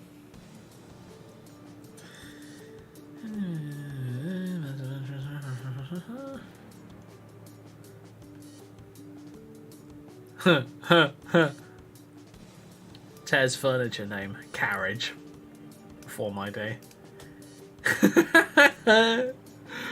Apparently the carriage is so powerful that it just decided to crash.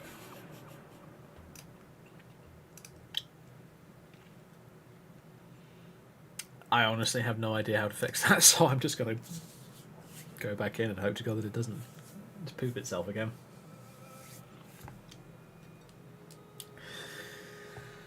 It's either that or I'm going to get bored and go and play V-Rising.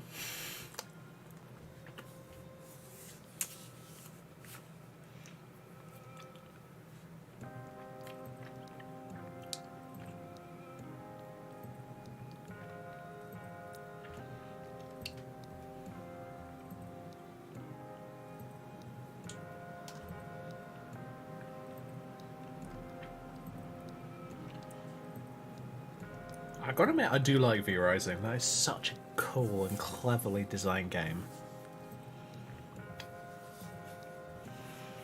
I think the only reason that I don't play it at the moment is... It's one of those games where, yes, you can solo things, but it's also a good idea if you play with other people.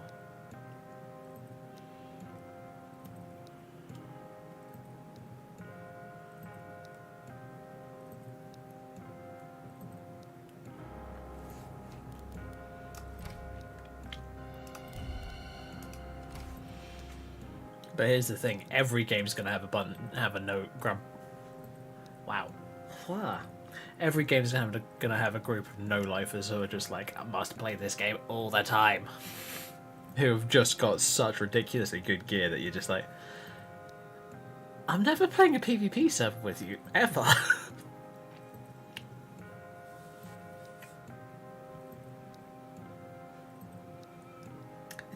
Just seems like it would be unfair, quite honestly.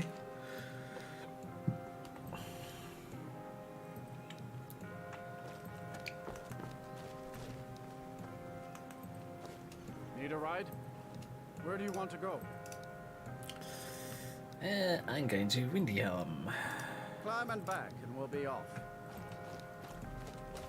Windhelm's a bit cold for my tastes. I ain't talking about the weather. You're not from Windhelm, are you? Do I look like I'm from Windhelm?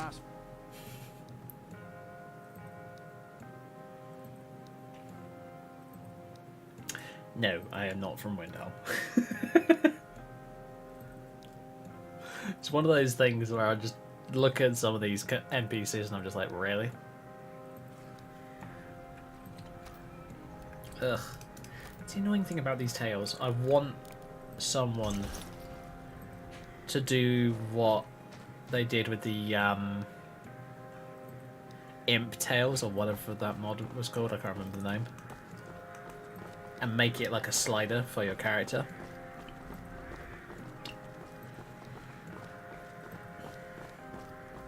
And maybe have some sort of auto script in there that just goes search for character hair color or something like that.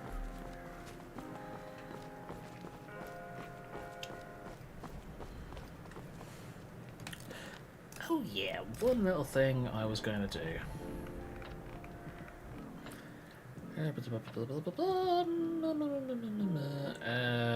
Let's find it. Where are you? XPMSE. There you are. Yeah, Swords on back. Okay, fine.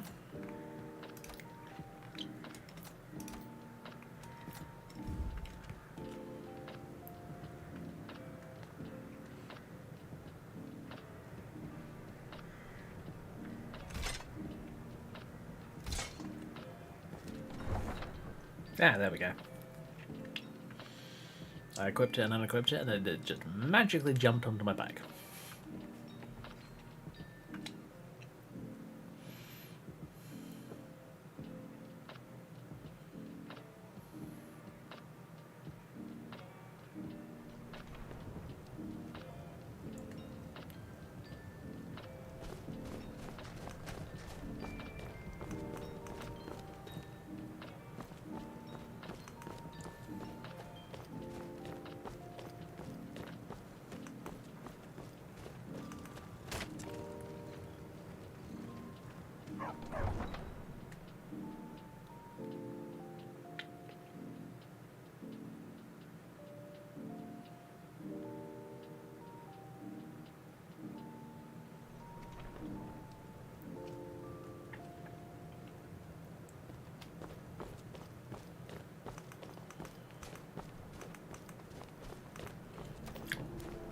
I'm pressing that button so often. Lol. Ugh, I don't have many in the way of blood potions. That's not good. I might get a package.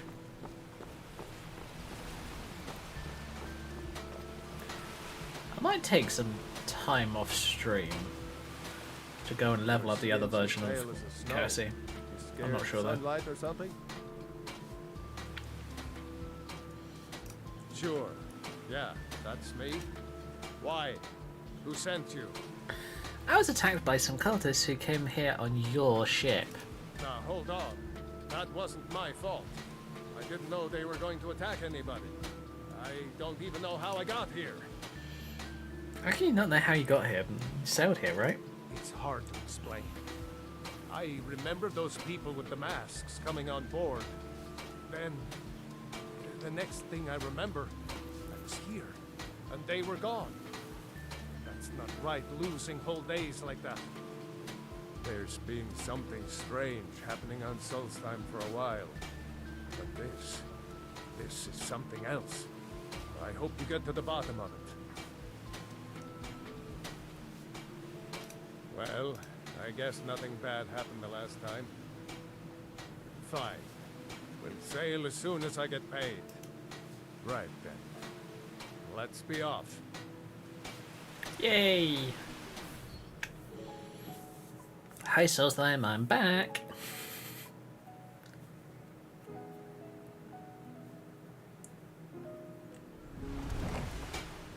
Okay. Well, give the game a second to stop crapping itself.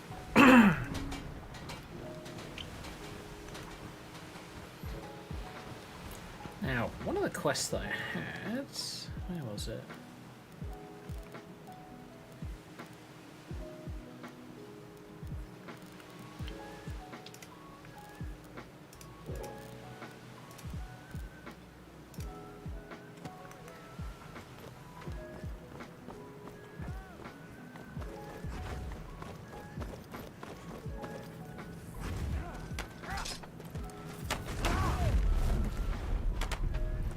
Ashspawn.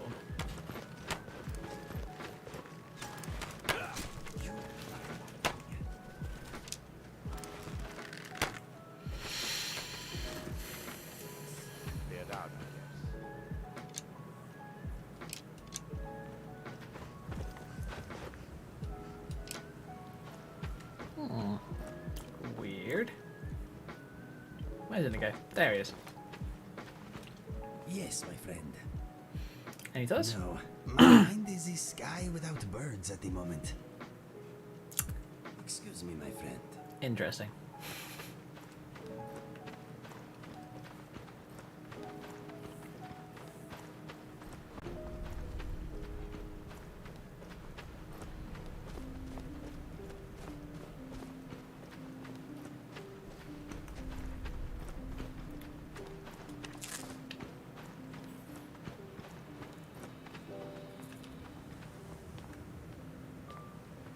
Thanks. I wasn't sure I'd make it off this farm alive. I wish I could have said the same for my man here. What were those things? Some of the Redoran Guard have taken to calling them Ashspawn. Me, I don't care what they're called. All I know is they're a danger to Raven Rock and they need to be stopped. How did that thing... How did that bring you to this old farm? Okay. I was going to search for clues that might lead me to wherever they're coming from. What the fuck? I need to disable that animation. Occasionally it does this. It's really weird.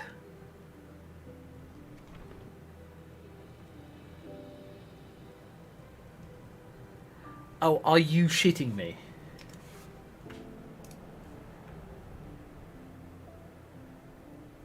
DLC 2 Solstheim World. Right, okay. COC DLC 2 Solstheim World.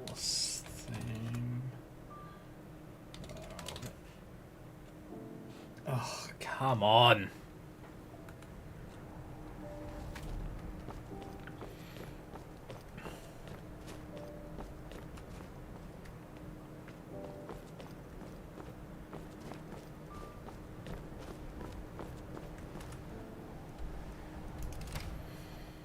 I need to disable that quickly. It's in AI and I, which is an animation mod that I'm using.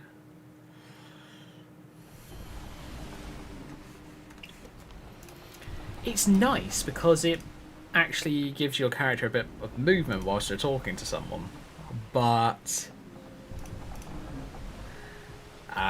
well, it's not nice at the same time because it just randomly glitches you into places. Oh god, not another server ash spawn.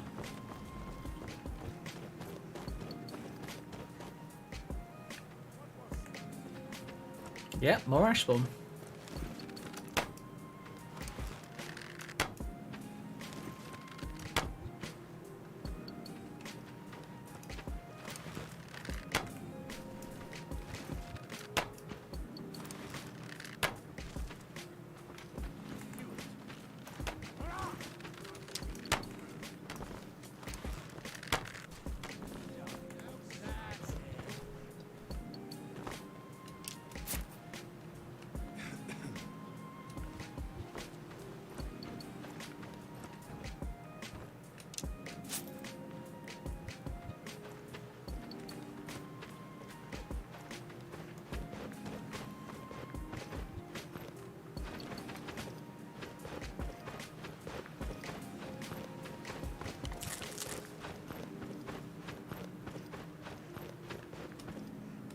Thanks. I wish I could have said the same for some of the Redder Guard. Me, I don't care what they're called. I was going to... I know it isn't the best place to start, but we know they've been coming from this direction. I'd be glad to lend you a hand. Good. I can use all the help I can get. Besides, I don't feel comfortable leaving Raven Rock behind, and I'd hate to lose any more Redder Guard. We were searching the farm when the ash spawn ambushed us. Have a look around and see if you can turn up anything useful. Okay then. Report back to me if you discover anything unusual. Oh, I've already done it. Have you found? This is strange. The note says it's from General Falk's Carius, but that's impossible. Impossible? Why? Well, Carius was the Imperial garrison commander at Fort Frostmouth, but he died over 200 years ago when the Red Mountain leveled the place. There's no way he could still be alive. What do you want me to do? If General Carius is still alive, there must be something keeping him that way. I need you to head out to Fort Frostmouth and check it out. I'm going to head back to Raven Rock and prepare the men for further assaults. Be careful. This General Carius sounds out of his mind. Oh, screw it. Where is it?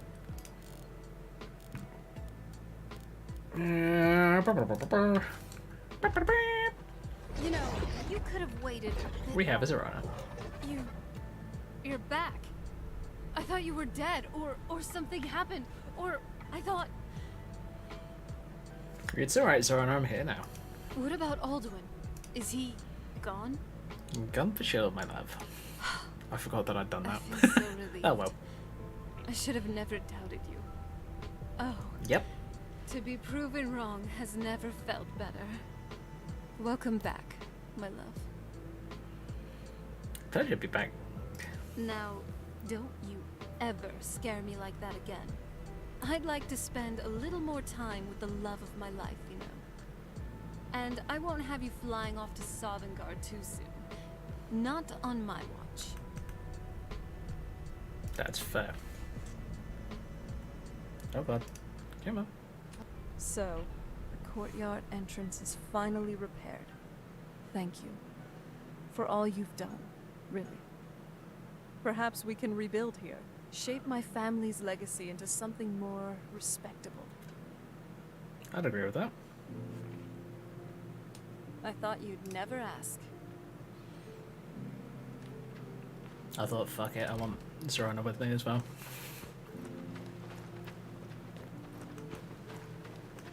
Because it's Zerana and she's fun. Hey there. My name is Serana. So, this is where vampire types relax. Lovely. I'm sorry. Wait. How did you know? I never said anything about being a vampire. Don't I look mostly like a normal Nord girl to you? I would recognize your smell anywhere. Okay. You smell hungry. I hope you do not want to suck my blood. Interesting. I've never really been sniffed out before. And yes, just to confirm your suspicions, I am a vampire. But I'm not that My audio kind seems a of bit low. vampire. The blood-sucking, monstrous fiend you're probably thinking about. I don't have any interest right now in sucking out your blood. Nor, I don't think I ever will. Let's just say, I eat bad people. And I frankly don't think you're one of them. I am pleased to meet you. My name is Inigo. Likewise. Cool. Now that we all know each other, let's go and beat up some ash sport. And again, what have we gotten ourselves into?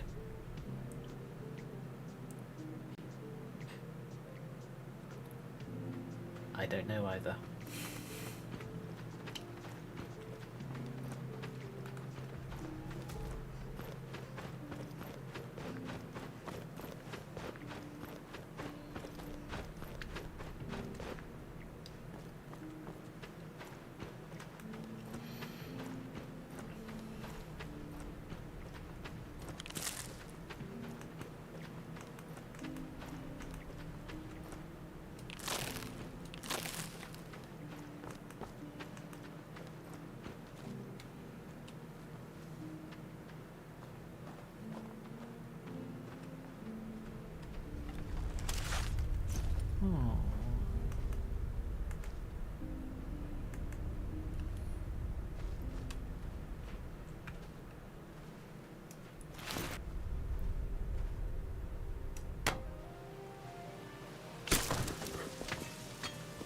Not a bad shot.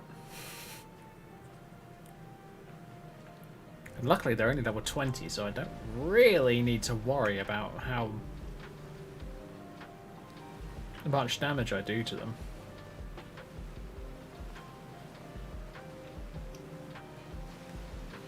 It must be because I came here before at some point. Yes, I think I know why. I think I came here for the Dagger of Symmachus. Like the very first item that Orion asked you to go and get.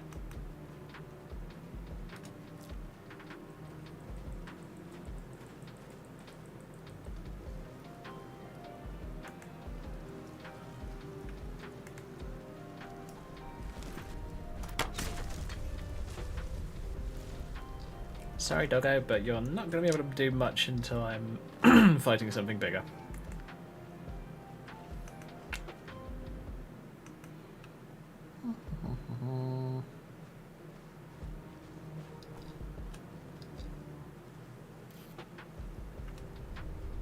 Oh, hello.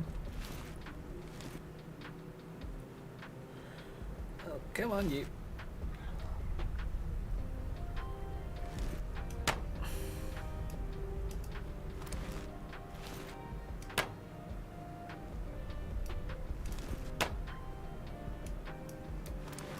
What have you got? That was some fancy shooting. You're pretty good. Thank you.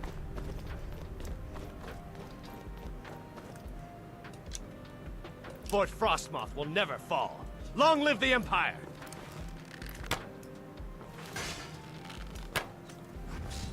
Whoa. Did Serrana just spawn that Wrathman? I think so. Okay, that's cool. Do you honestly think you stand a chance? Not very impressive. Yeah, Serrana's Wrathman. Okay, that's cool.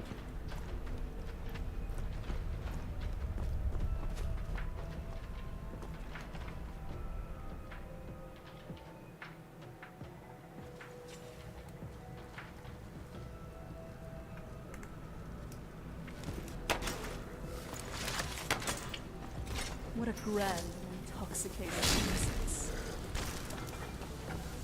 You. Good night.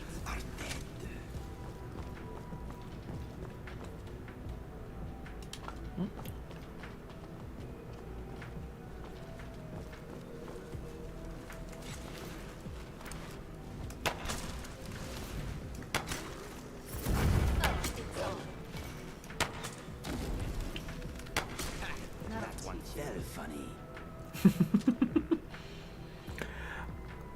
This is starting to make me want to go and build the oh, what do you call it? The cleric again. That is one character that I actually do kind of want to do.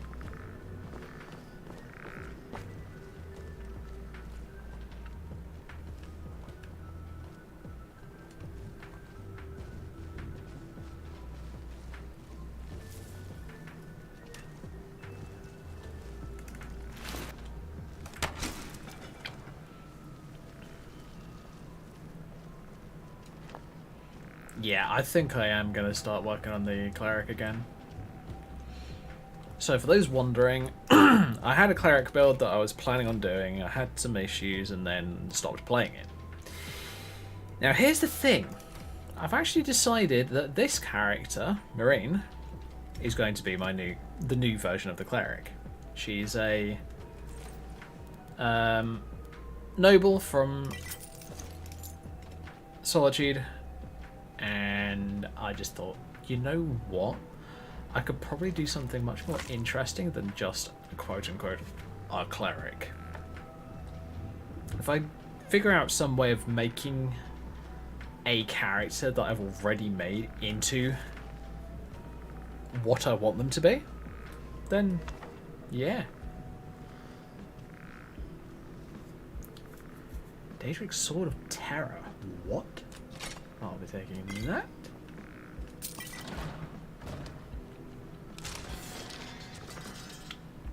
Don't think I'll give it to anybody though. Fear weapons are just annoying to me.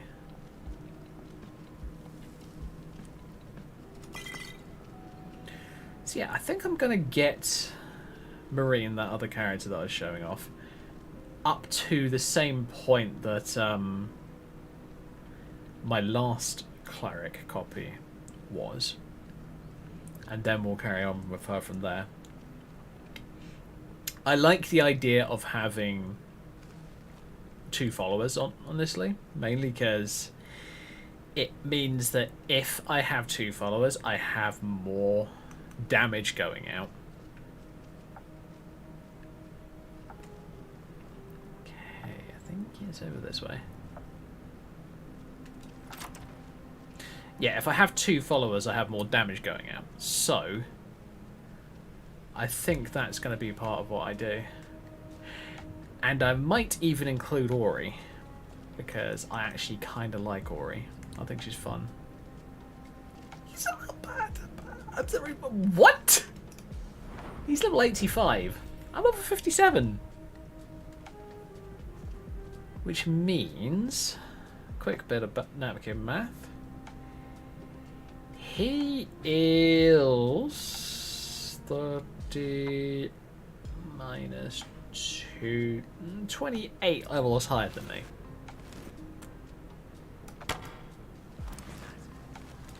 Uh-oh. I am going to switch to Oriole's boat.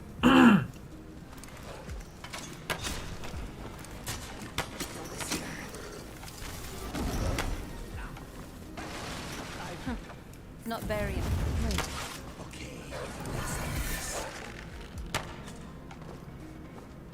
Yeah, go doggies. Done and done. That's the best part of this.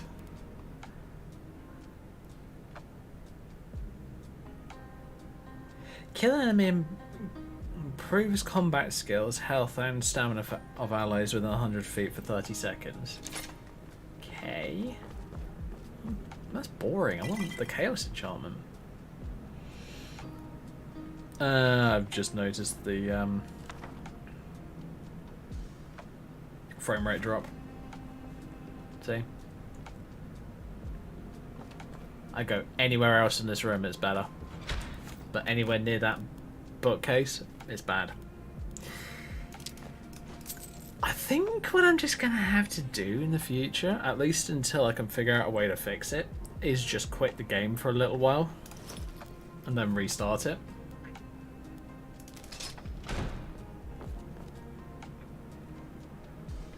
Because it basically halves my frame rate whenever I'm near that item, and it's gonna keep doing that. And it's gonna be really annoying because there's just no way of fixing it that I'm aware of. Daedric helmet. Ooh, nice. Dolphin armor of destruction.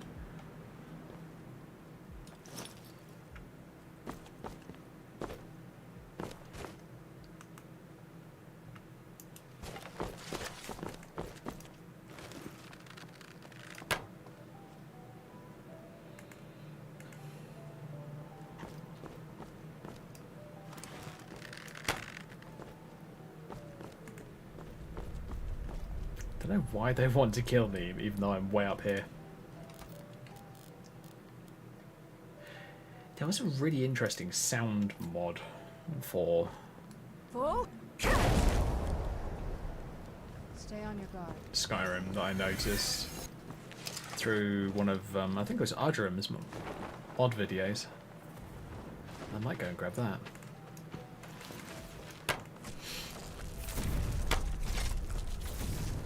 Come here, you.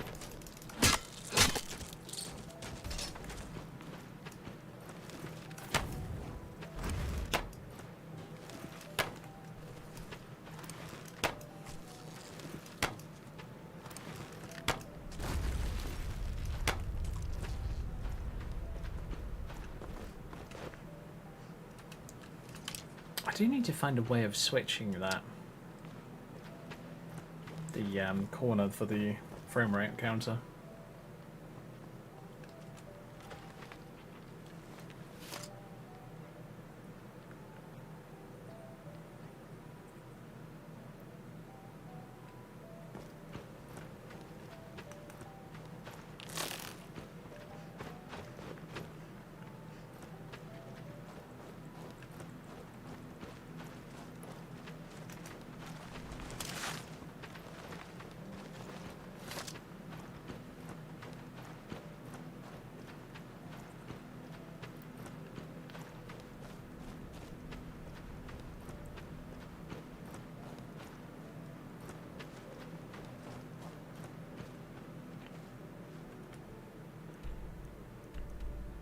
Return to Captain Veleth over in Raven Rock.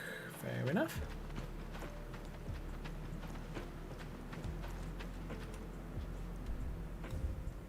Yeah, this way.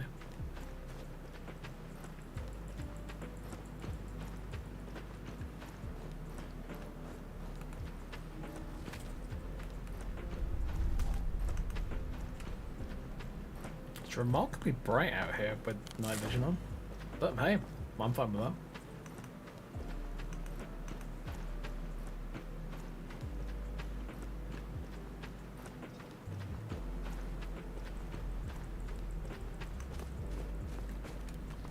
Right, I'm also after Stormbrand.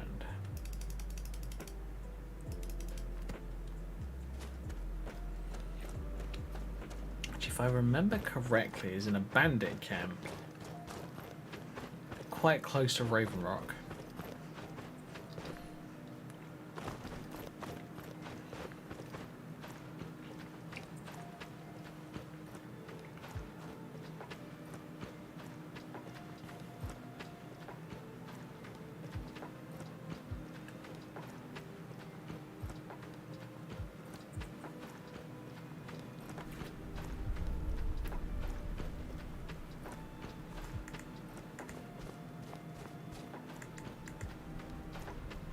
That's one of the Skull members, if I remember correctly.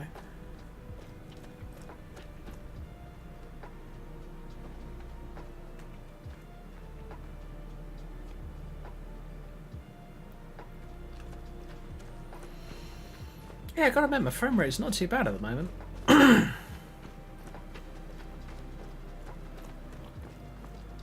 bearing in mind this is Skyrim. Skyrim has a bad habit of going from not too bad to a bit crap pretty quickly.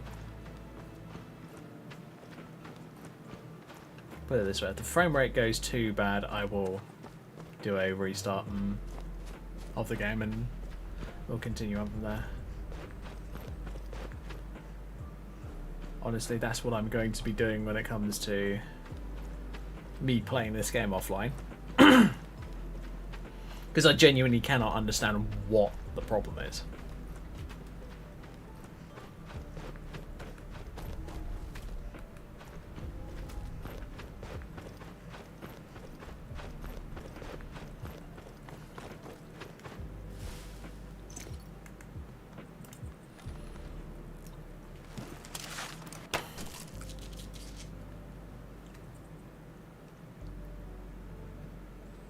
Greater Venerable Bunch Spriggan. Oh shit, that doesn't sound good.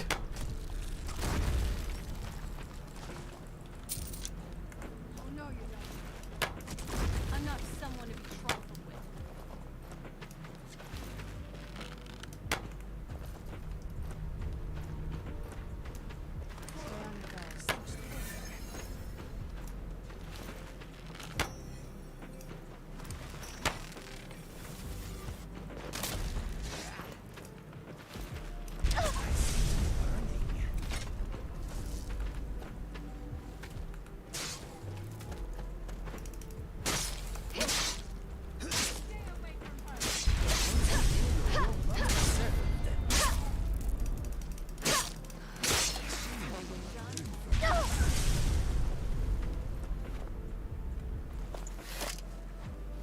Almost sounds like a flame Antronac when they die.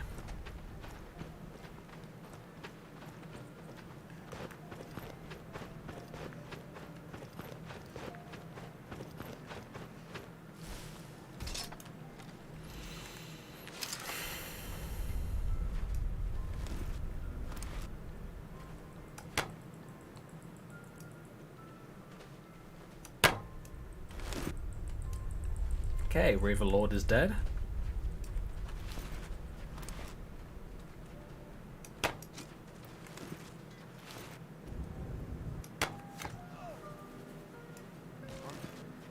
Your life ends here. Good night. Poor little Spirit Wolf. Eleanor Saber, Steel Tensei. What have you got? My arrows. Rogue Thief, Steel Plate, Hide, Elven Steel. Not much good, honestly. There you are. Yoink. I'll be taking that. And I'll be taking your ritual armor too.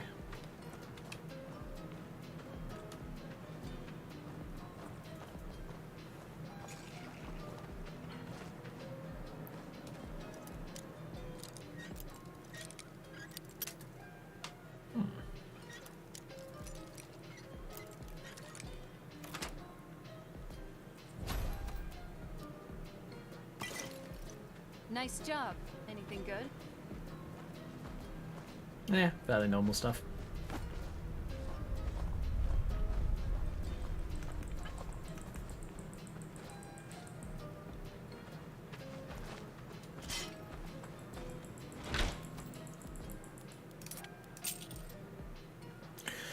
Ooh. Those scrolls of Astral Strike are ridiculously powerful. But they've also kind of counterbalanced that in the fact that they also do damage to just about everything in the area, so you don't want it to be anywhere near you.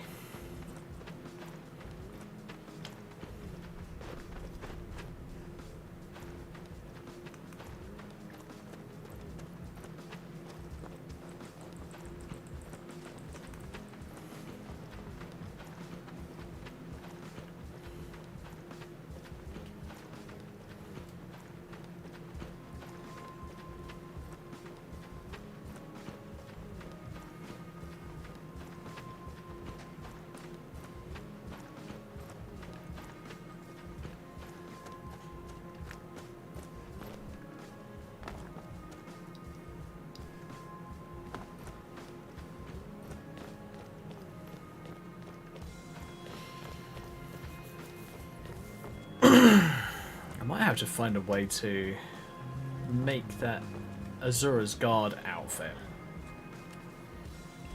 gold, possibly. Just change the color to gold. I think that'd be kind of cool.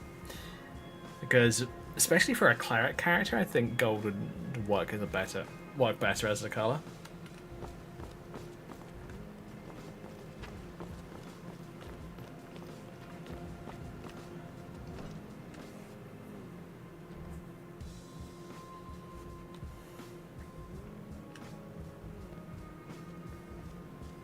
Oh dear God, the frame rate.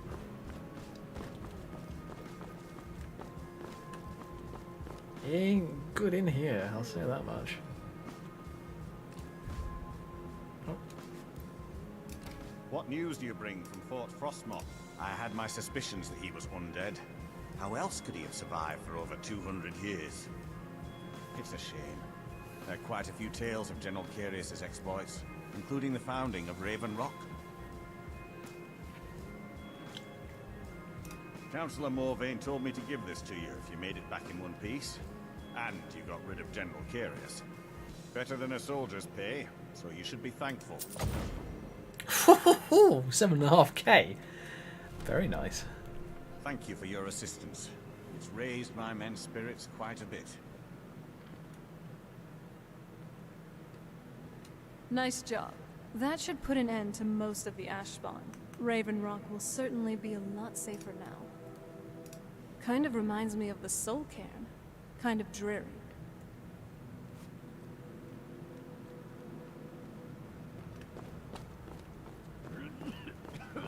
I think her outfit's glitched a little bit.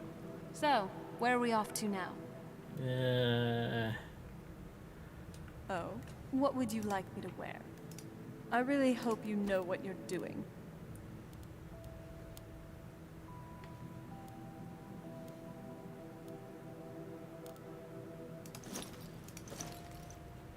I'll take those off of you just for the sec. Oh, what would you like me to... What armor would you like me to wear?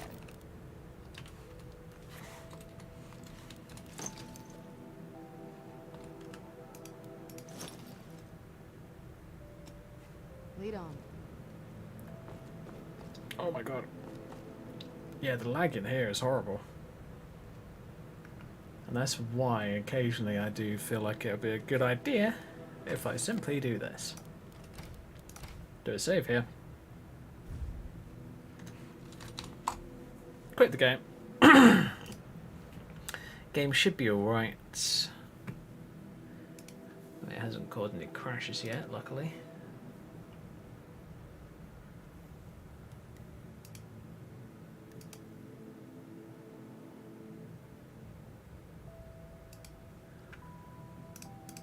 Oh, what's going on?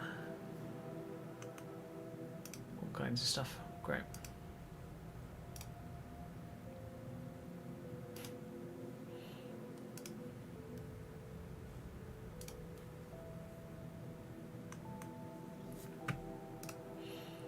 Cool. Let's get back in game. Hopefully there shouldn't be a problem anymore. This is something that I have noticed that seems to happen with my game though. It's kind of irritating, but I just don't have a fix for it at the moment. I have looked it up so many times over the last however many days and tried to find a fix, but nothing.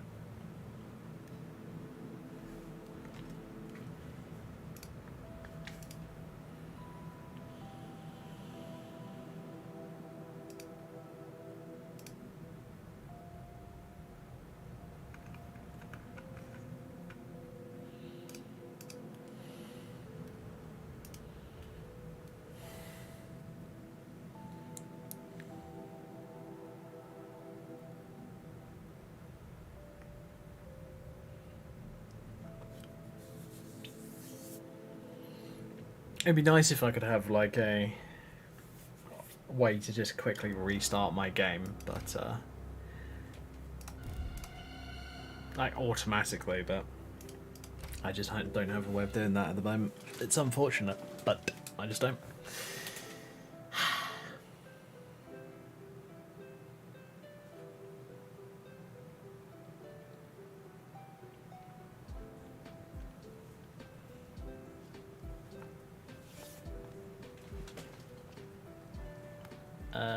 Serana, put some fucking clothes on.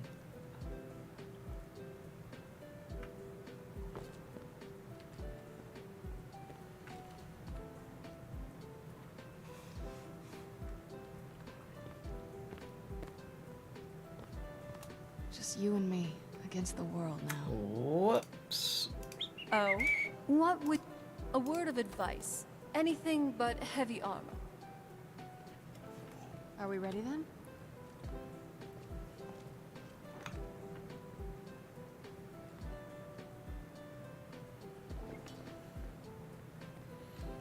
What happened to Okay, this town? maybe I will. It looks like it's seen better days. Oh? What is it? Maybe Oh, I'll take off what would you the like? wig. What armor would you like me to wear? Ready if you are. Oh yep, her outfit has now. Just you and me against the world now. Not that I'm complaining.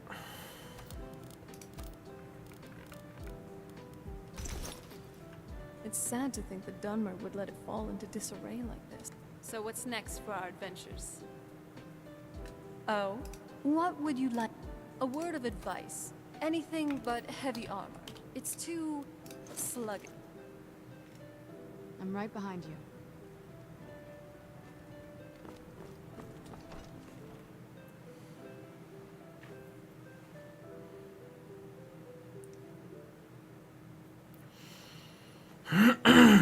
Yeah, it's unfortunate that some things seem to be glitching so badly. The hairstyle for Serana's not working, the SMP's not working. Well, the skirt's not working for SMP. It's kind of irritating, honestly. Oh, wait a minute, the hairstyle seemed to work just then.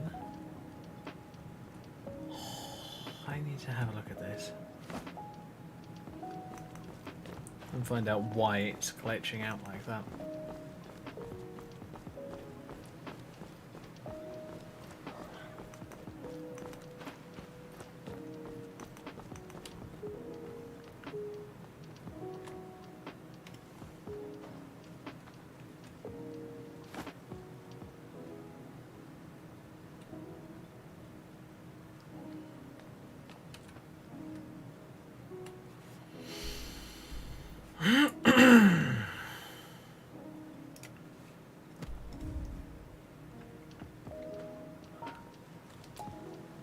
Obey our laws, or suffer the consequences. Fair enough.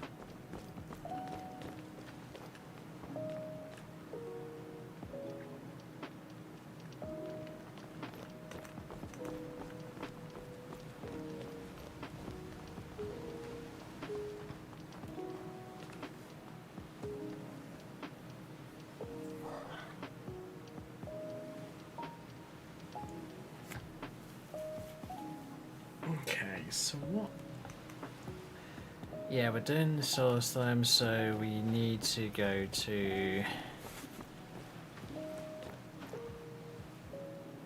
Technically, I should probably wait until morning, but honestly, I don't know if I can be bothered to.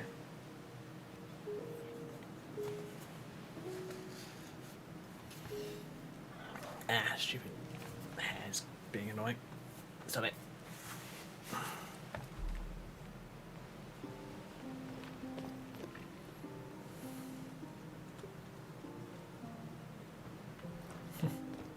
Interesting how the SMP is only working properly on my character. Serana? Nothing. Kind of weird, actually.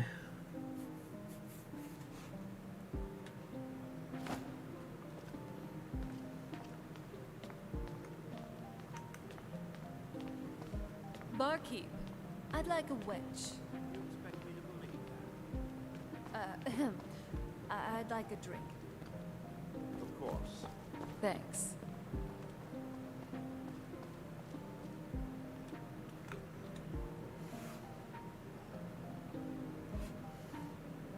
Don't speak of this to anyone.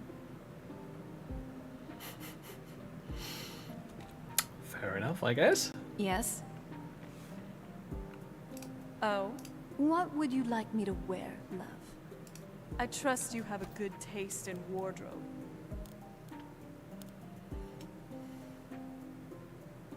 Be a good guide for this old relic.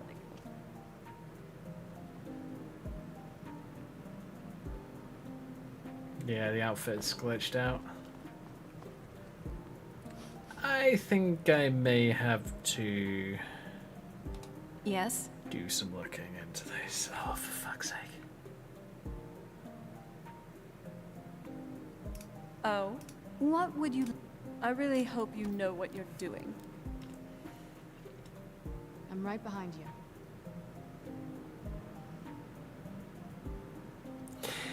Okay, this is weird. The mod seems to think that she's naked. That's just so odd.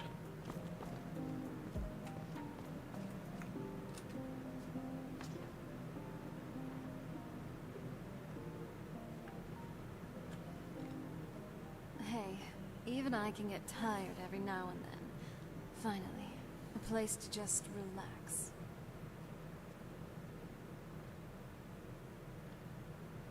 I think my Skyrim is just broken.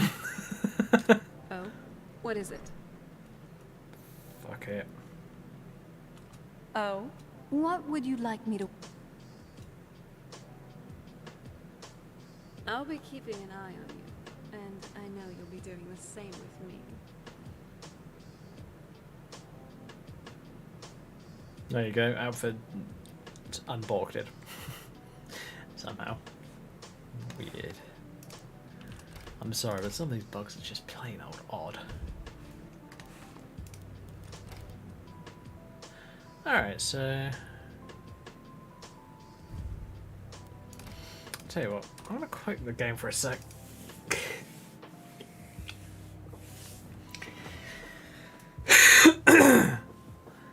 Anyway, I want to know why my Fallout 4 is glitching out so much at the moment. And trust me, I have tried to find the information out, but it's just a royal pain in the ass to find. So, Fallout 4. Low texture quality bug all the time.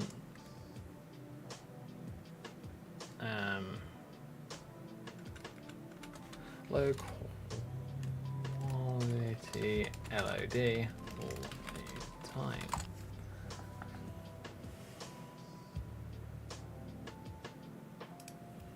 Sounds actually they're stuck at low res.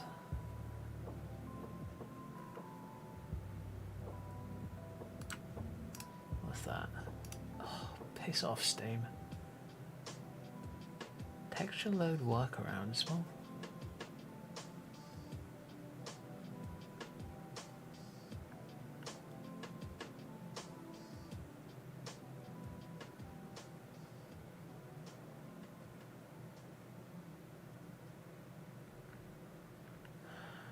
alright.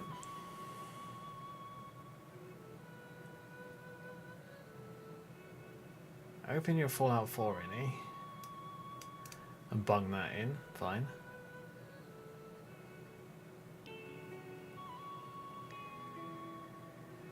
These are default values in case you want to know.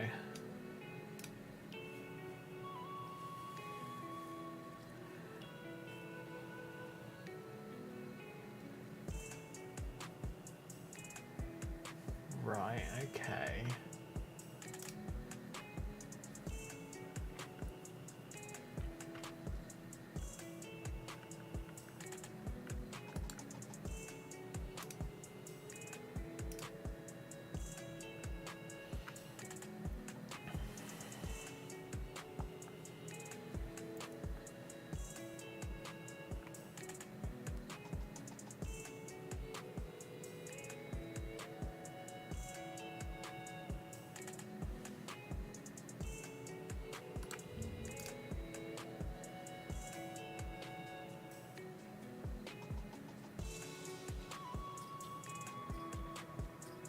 Hmm.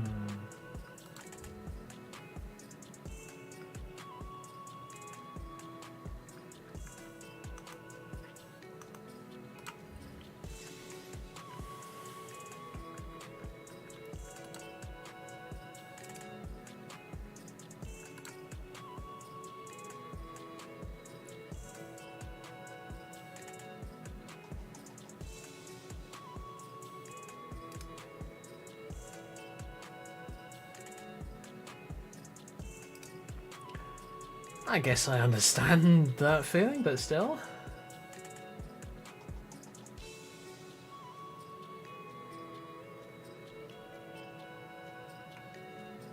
Oh, this person's just a complete asshole. Okay, fine, I won't look at that one any longer.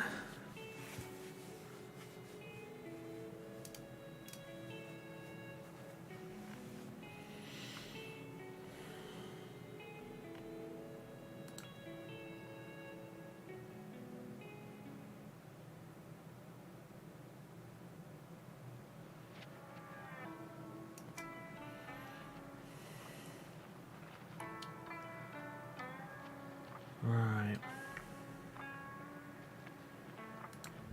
Okay, try this.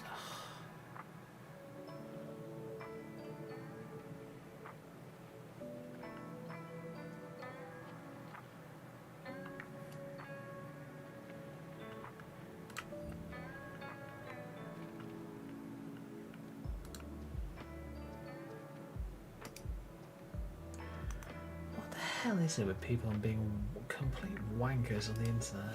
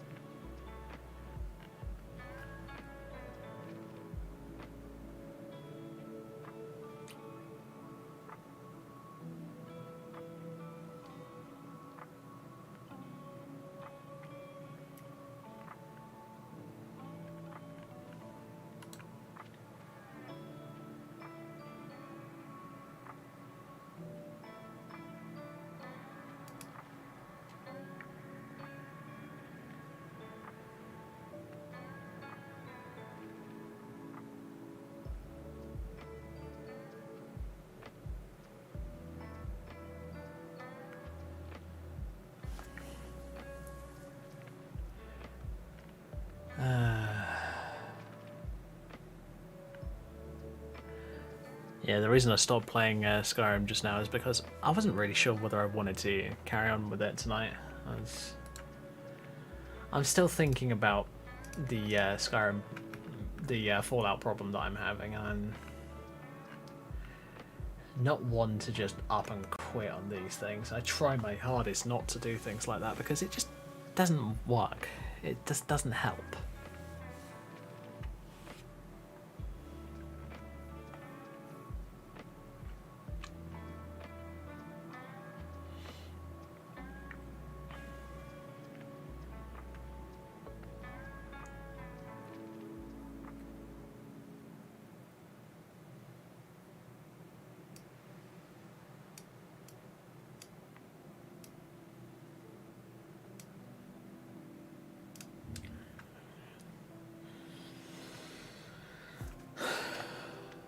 Fix this.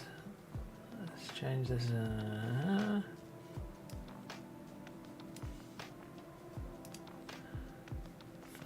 80,000. Okay. Right, we're going to switch over to Fallout 4 mode for a little while.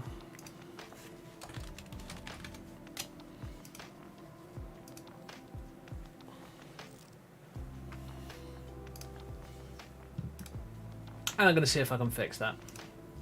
Because honestly, if I can fix that, then I will be playing Fallout 4 for a little while, at least. Right, so if I go into any editor, Fallout 4 prefs.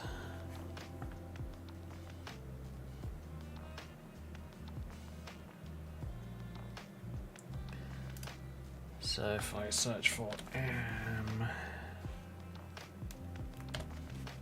hello.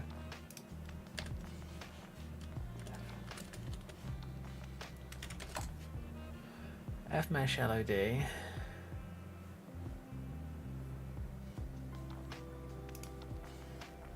Level, okay.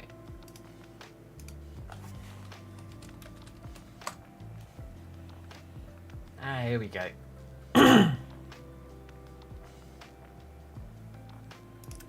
So it's the fade distances. So level 2 and level 1. So level 2 to 40k, and level 1 to 80k.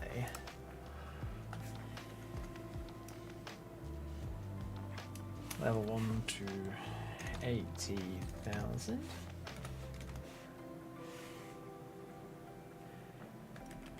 That one to 40,000.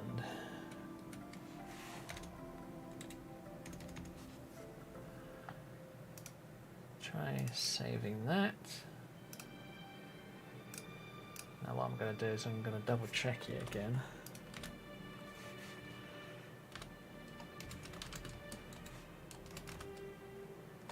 Are you a good witch or a bad witch? For me, What was it? I'm not a witch Sorry, at all. F. Meh. Wrong one. F meh.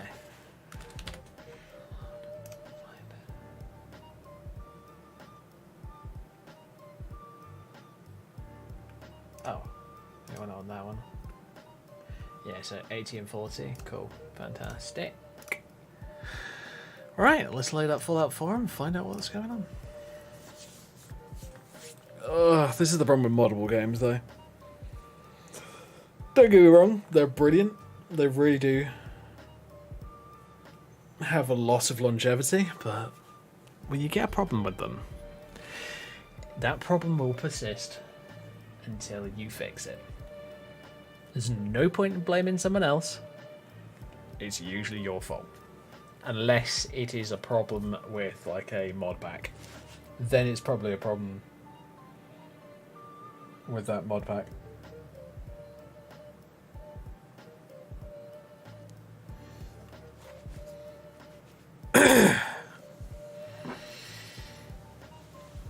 So I'm going to try this. It may not work. I have no idea. What do we got?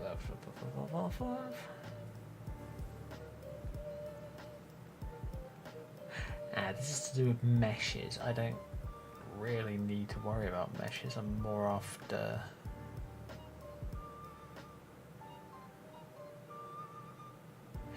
And I did put this in.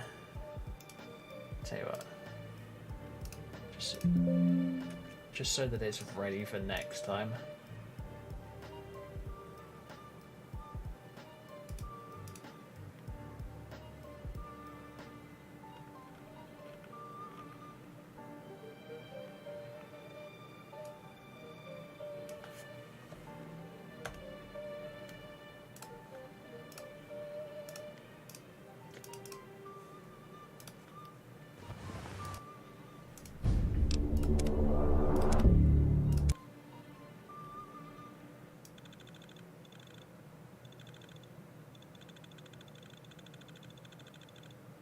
Yeah, it doesn't look too bad. I must admit though, the straps on the back look a bit bad though. Hoping that there's not like a... I'm wondering if these are vanilla textures or not for the straps on the back. It could be. They could be repurposed vanilla textures, but I don't know, honestly. This is the thing about modding games. It's so fun, it really is, but when you get to this stage and you're just trying to find a needle in a haystack, you start to wonder whether it's worth it.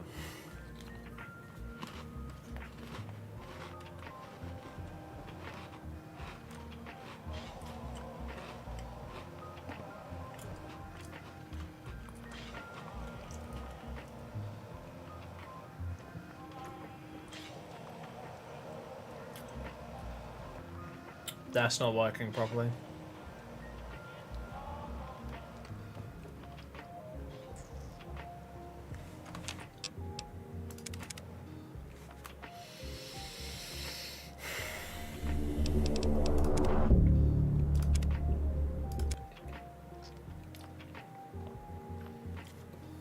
What I might have to do is I might have to delete, like, not delete back to a point when I know it worked, but like disable mods until I find a point where I know that it works. Now, one of the suggestions on that thread was to do exactly what I just did. So quit out to the main menu and then come back in.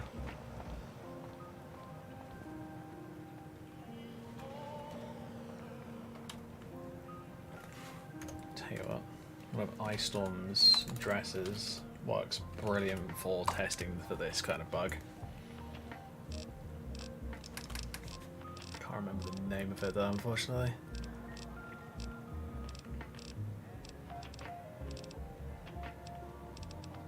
Because here's the thing, it has a lot of detail in it. Oh, that's one of them that would work. Oh, where is it?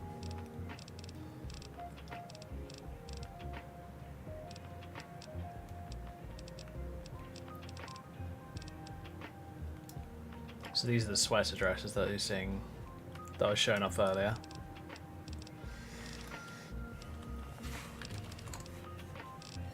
Short dress, here we go. This is the one.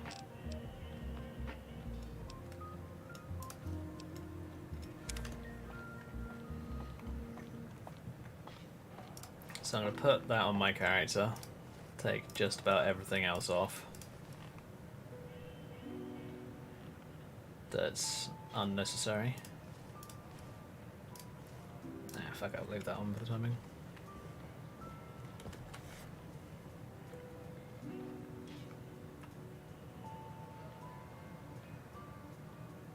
Now it looks quite honestly terrible at the moment because the files aren't loaded properly. So what I'm going to do is I'm going to try the workaround that they were just suggesting by quitting out to the main menu and reloading the game.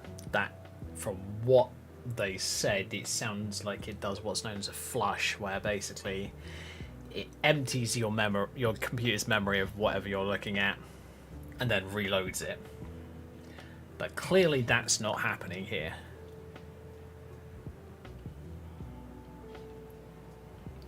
So what I'm going to start doing, unfortunately, is I'm going to have to start removing mods until I find out what the fuck the problem is, basically.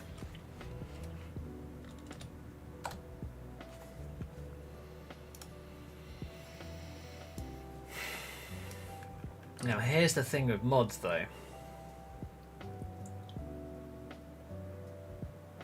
Where do I go back to? Now the Red Tide save is the one that I've been using recently for all of my setups. And I know that it worked last time I played, so about here is where I need to start. So what I'm going to do is I'm going to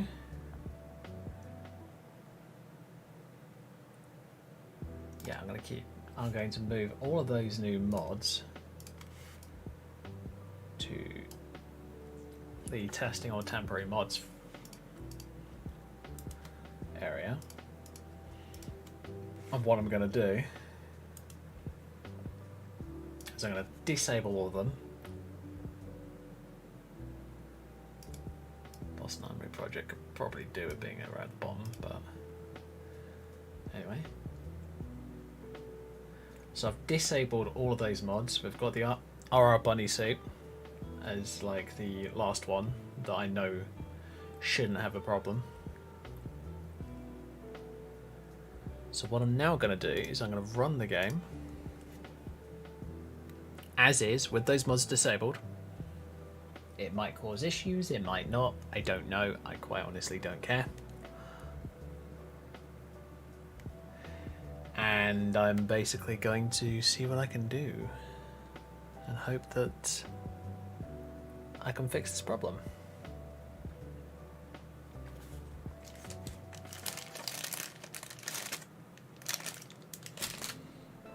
Modding is always like this though. You fix one bug and then a dozen more pop up. Alright, fine, maybe that's being a bit cynical, but it's a fair few pop back up afterwards.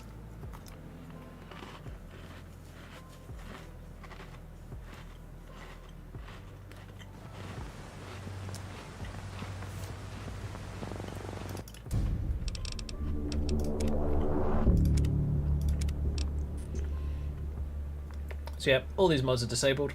Fine. Doesn't matter.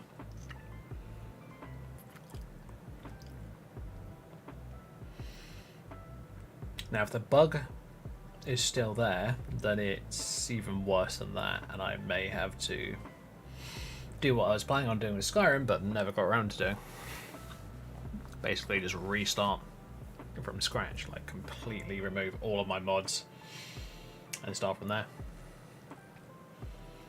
I don't want to have to, but it might have to happen.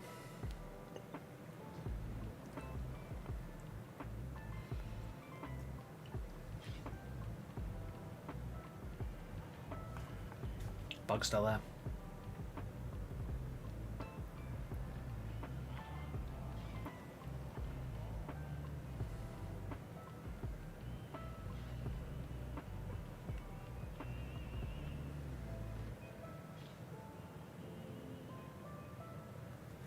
Oh.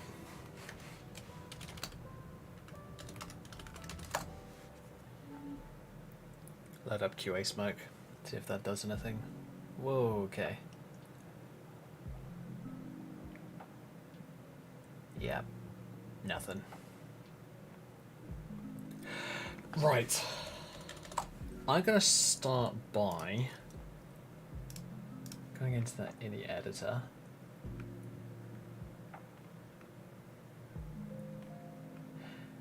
And I'm gonna remove this.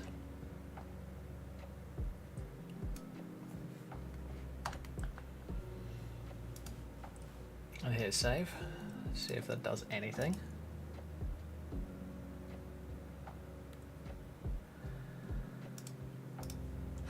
And it's a lot of just take one thing out, test. Take another thing out, test.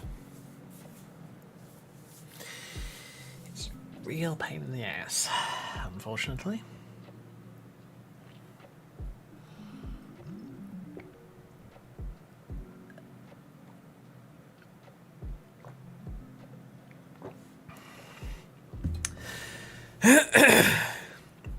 Thankfully, I didn't have to change my title. Fixing buggy games. That is exactly what we're doing, unfortunately. Because, of course we're having to do it, because it's Bethesda. Oh my god. I do get annoyed with Bethesda sometimes, but they do make good games. I mean, that's something I can always say yes to. Yes, they make great games.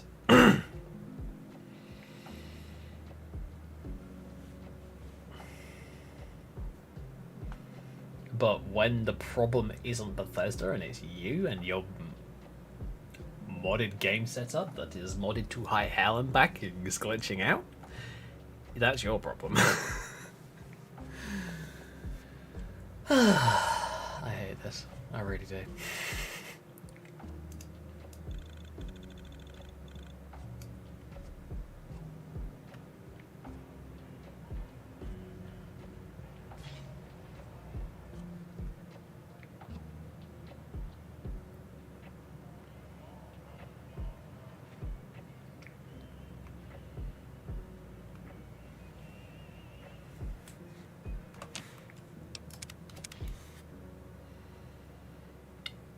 Okay.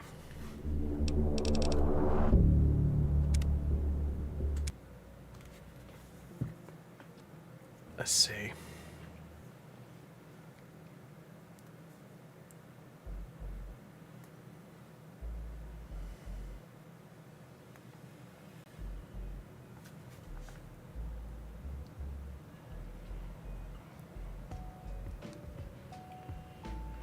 Still nothing.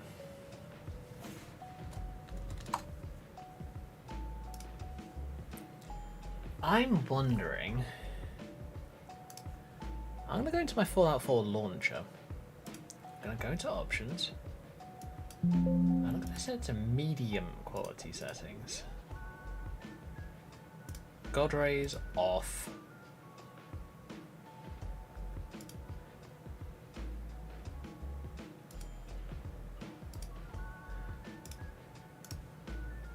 I did read from what they were saying something about issues to do with ultra settings. Now, if I drop down to medium settings, is it going to have the same problem? I don't know. I want to know. Could it just be a problem with one of Bethesda's buggy ass presets? It could be.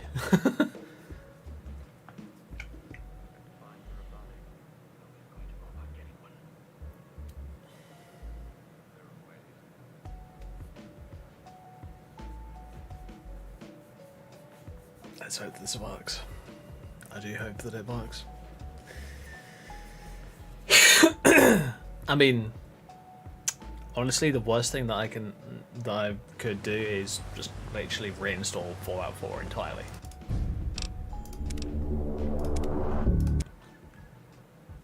I think I'm fully up to date. I don't remember.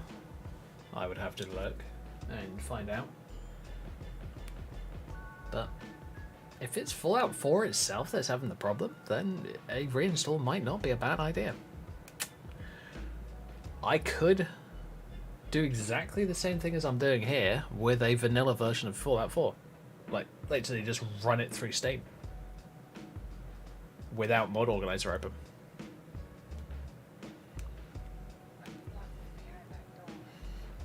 Because hypothetically,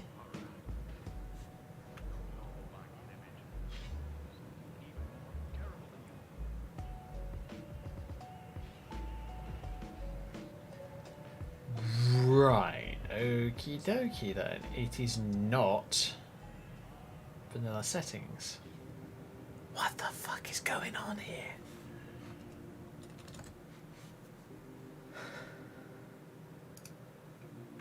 But here's the thing, this is what is bugging me. It's an LOD issue. So for those who don't understand what I mean by an LOD issue, level of detail. Simply what is exactly what an LOD is. Okay, I'm going to set this shadow quality to low and the distance to medium, because I know that